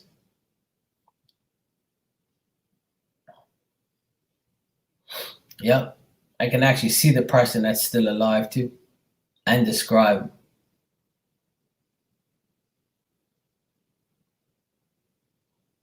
Mm-hmm. Elizabeth, I have a certain woman that I've known for years, and every single day she wants to know what this guy thinks of her or what this guy's doing. Every freaking day. And now I ignore her and act like she don't even, act like I don't see it. And she still don't get the picture, and she still don't get the hint. So I just give her a reading every other day instead of every day. And I've already fucked her off a few times, but she keeps doing it. And now what I do is I'll see the message, and then I'll do it every other day, and she'll get the point. Yep. But,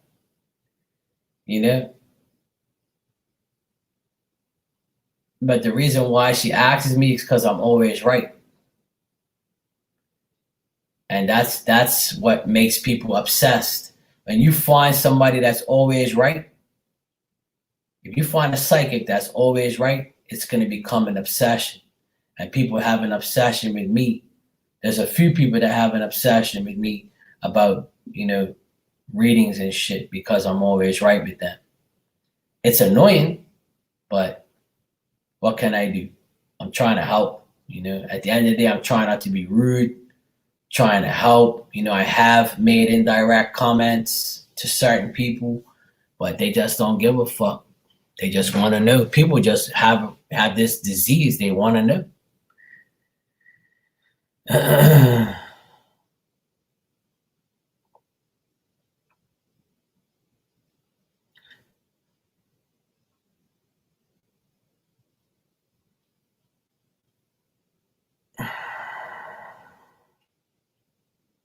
Absolutely, Heather.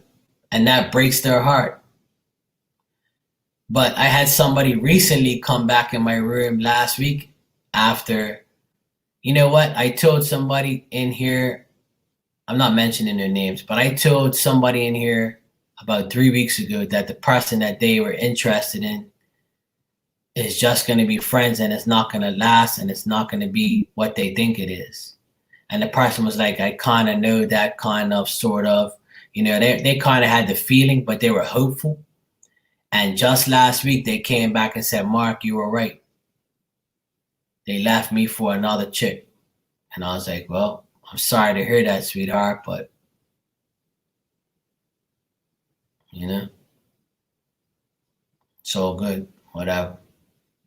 So at least she came back and told me, that I was right. And she appreciated me for telling her because she said nobody else did. I'm straight up, like, I'm going to tell you, So what can I do?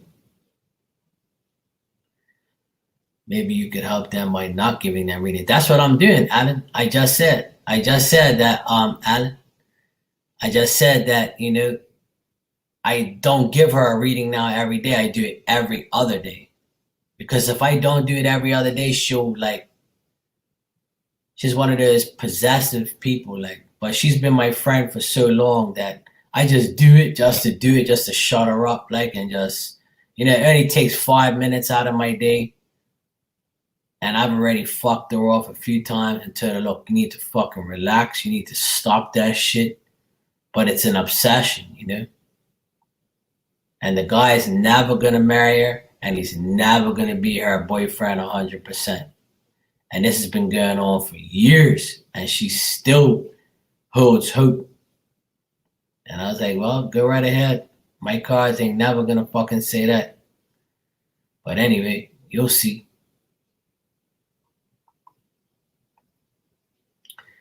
Listen, you can get a reading every week. It doesn't matter. Every week is fine to me. But if you're asking about the same thing over and over every week, then that's not good. Now, mediumship reading is different because you can ask about different people. But if you like a guy, right, and you want to know their feelings every week and you don't even talk to him, then that's delusional, stupid, and a waste of time. If there is no communication between you and the person that you want to know has feelings for you, then aren't you asking a question that's kind of stupid? What makes you think that somebody you don't talk to every day has feelings for you? You gotta have like some common sense, If you're over the age of 30, you should really know by now that shit is not it's fucking dumb. Oh yeah, Alan, years and years. But I can't tell her what to do. She does whatever. But she's one of many people.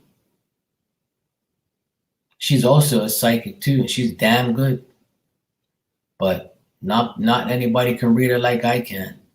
And she can't read for me that much. Exactly. You see what I'm saying? Like, when people come in here and say to me, oh, I like this guy, but I haven't spoke to him in 2 months. What does he feel for me? Fucking nothing. That's what I feel like saying. But the thing is if you talk to somebody every day, you don't have to ask about their feelings because you see them every day. You know what they're feeling because you gotta ask. But if you were involved with somebody and you no longer talk to that person, and I tell you, oh, they don't feel that much for you. Oh, but they said they love me. I don't give a fuck. They told you that a long time ago. When was the last time they said that to your face? Exactly my point. And people get mad at me and they don't come back no more because they're like, this guy's an asshole. He's making me look dumb because I am dumb for believing that this guy that I don't even talk to likes me. Really? That's like me going to a psychic right now and say, oh, me and Alan flirt. This girl, she's in my room. I've never met her a day in my life in person, but what does she feel for me? And the person says, oh, yeah, I got the Knight of Cups. I got the Lovers. Oh, yeah, she loves you. Oh, she does? Really? Oh, okay, cool. So now I know you love me, Alan, because a psychic told me you love me, but I never met you a day in my fucking life. You see what I'm saying? That's just like whack shit. Like people shouldn't be asking dumbass shit like that. But people do. And I'll answer it. Might not be the answer you want. You know? I mean, some people do it. Like, some people do it. But the thing is you can get your own answers by asking the person that you are dating or the person that you like. It's that simple. Now, maybe they'll lie to you, maybe they won't. But if you think that by talking to somebody on video chat for a couple months, if that person loves you and all that shit, nah, bro. You shouldn't be asking psychics about that shit because it ain't gonna work. You know, that person can tell you over a video chat or you know, the thing is you gotta like, yeah, but you could fall in love over online, but what happens but real love is together, not online. You know, seeing some video chatting with people and never meeting them. That's not real love. You gotta meet the person in real life. If there's no physical connection, then it shouldn't be read. You shouldn't be reading about nothing without a physical connection. You see? That's my opinion on that. Now, people will say different. Go for it. But if you ain't met the person face to face, real life, then how is there a connection? Because you see each other through the internet? No. That's my opinion on that. Sorry. To me, no, Scorpio. I see them both the same. I can describe somebody live without even seeing them. Yeah, and you know, and that's it. I know you're playing, Alan. I know. I'm not taking anything serious, sweetheart. I'm just saying, like, what you're saying is actually what people say, you know? What you're saying as a joke is what people actually ask me, and I tell them exactly what that is, like, you know? I'm like, no, man, it don't work that way. How could you love somebody online that you never met a day in your life? You don't know who the fuck that person is. You gotta actually have a connection, feel, touch, taste, smell, kiss, fuck. You know, that's when you know the person is real. Like talking to somebody online, I've been there, done that. I've been in that situation already, and I don't want to go back to that ever again. Because you can easily fall in love with somebody online, but how you know who that person really is in real life? And your reading is going to be all whack. The reading is going to be never accurate because there's no connection. What's the matter, Bobby? Want to go outside? We're going to go outside in a few minutes, okay?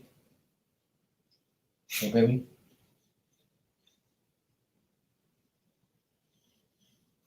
All right, Bob?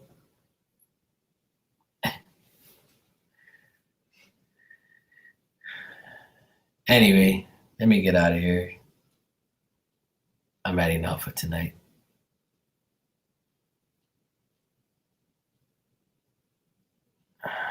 I'm not with this man, but he, Mr. Marcus, telling me how much. Yeah. You know, I mean,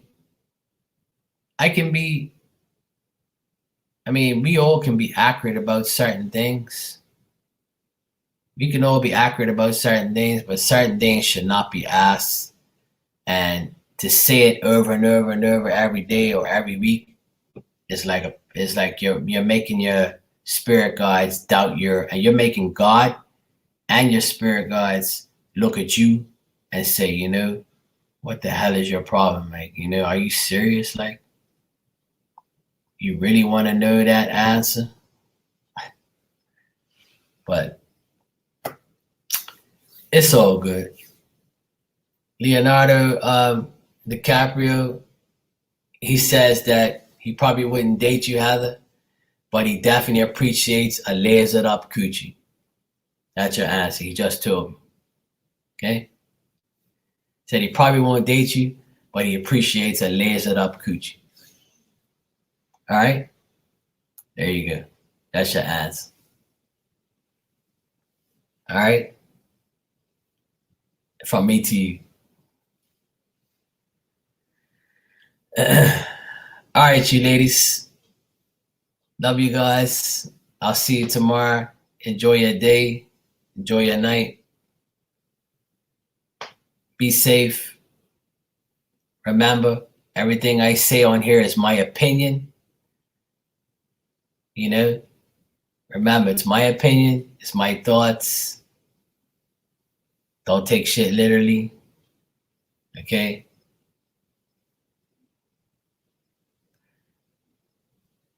And look, Alan says, I want the 70s style to return. Shaving takes forever. Alan, you know what? My comment on that is just let me do it. If it's too much for you to do, Marky will do it for you. Okay? And on that note,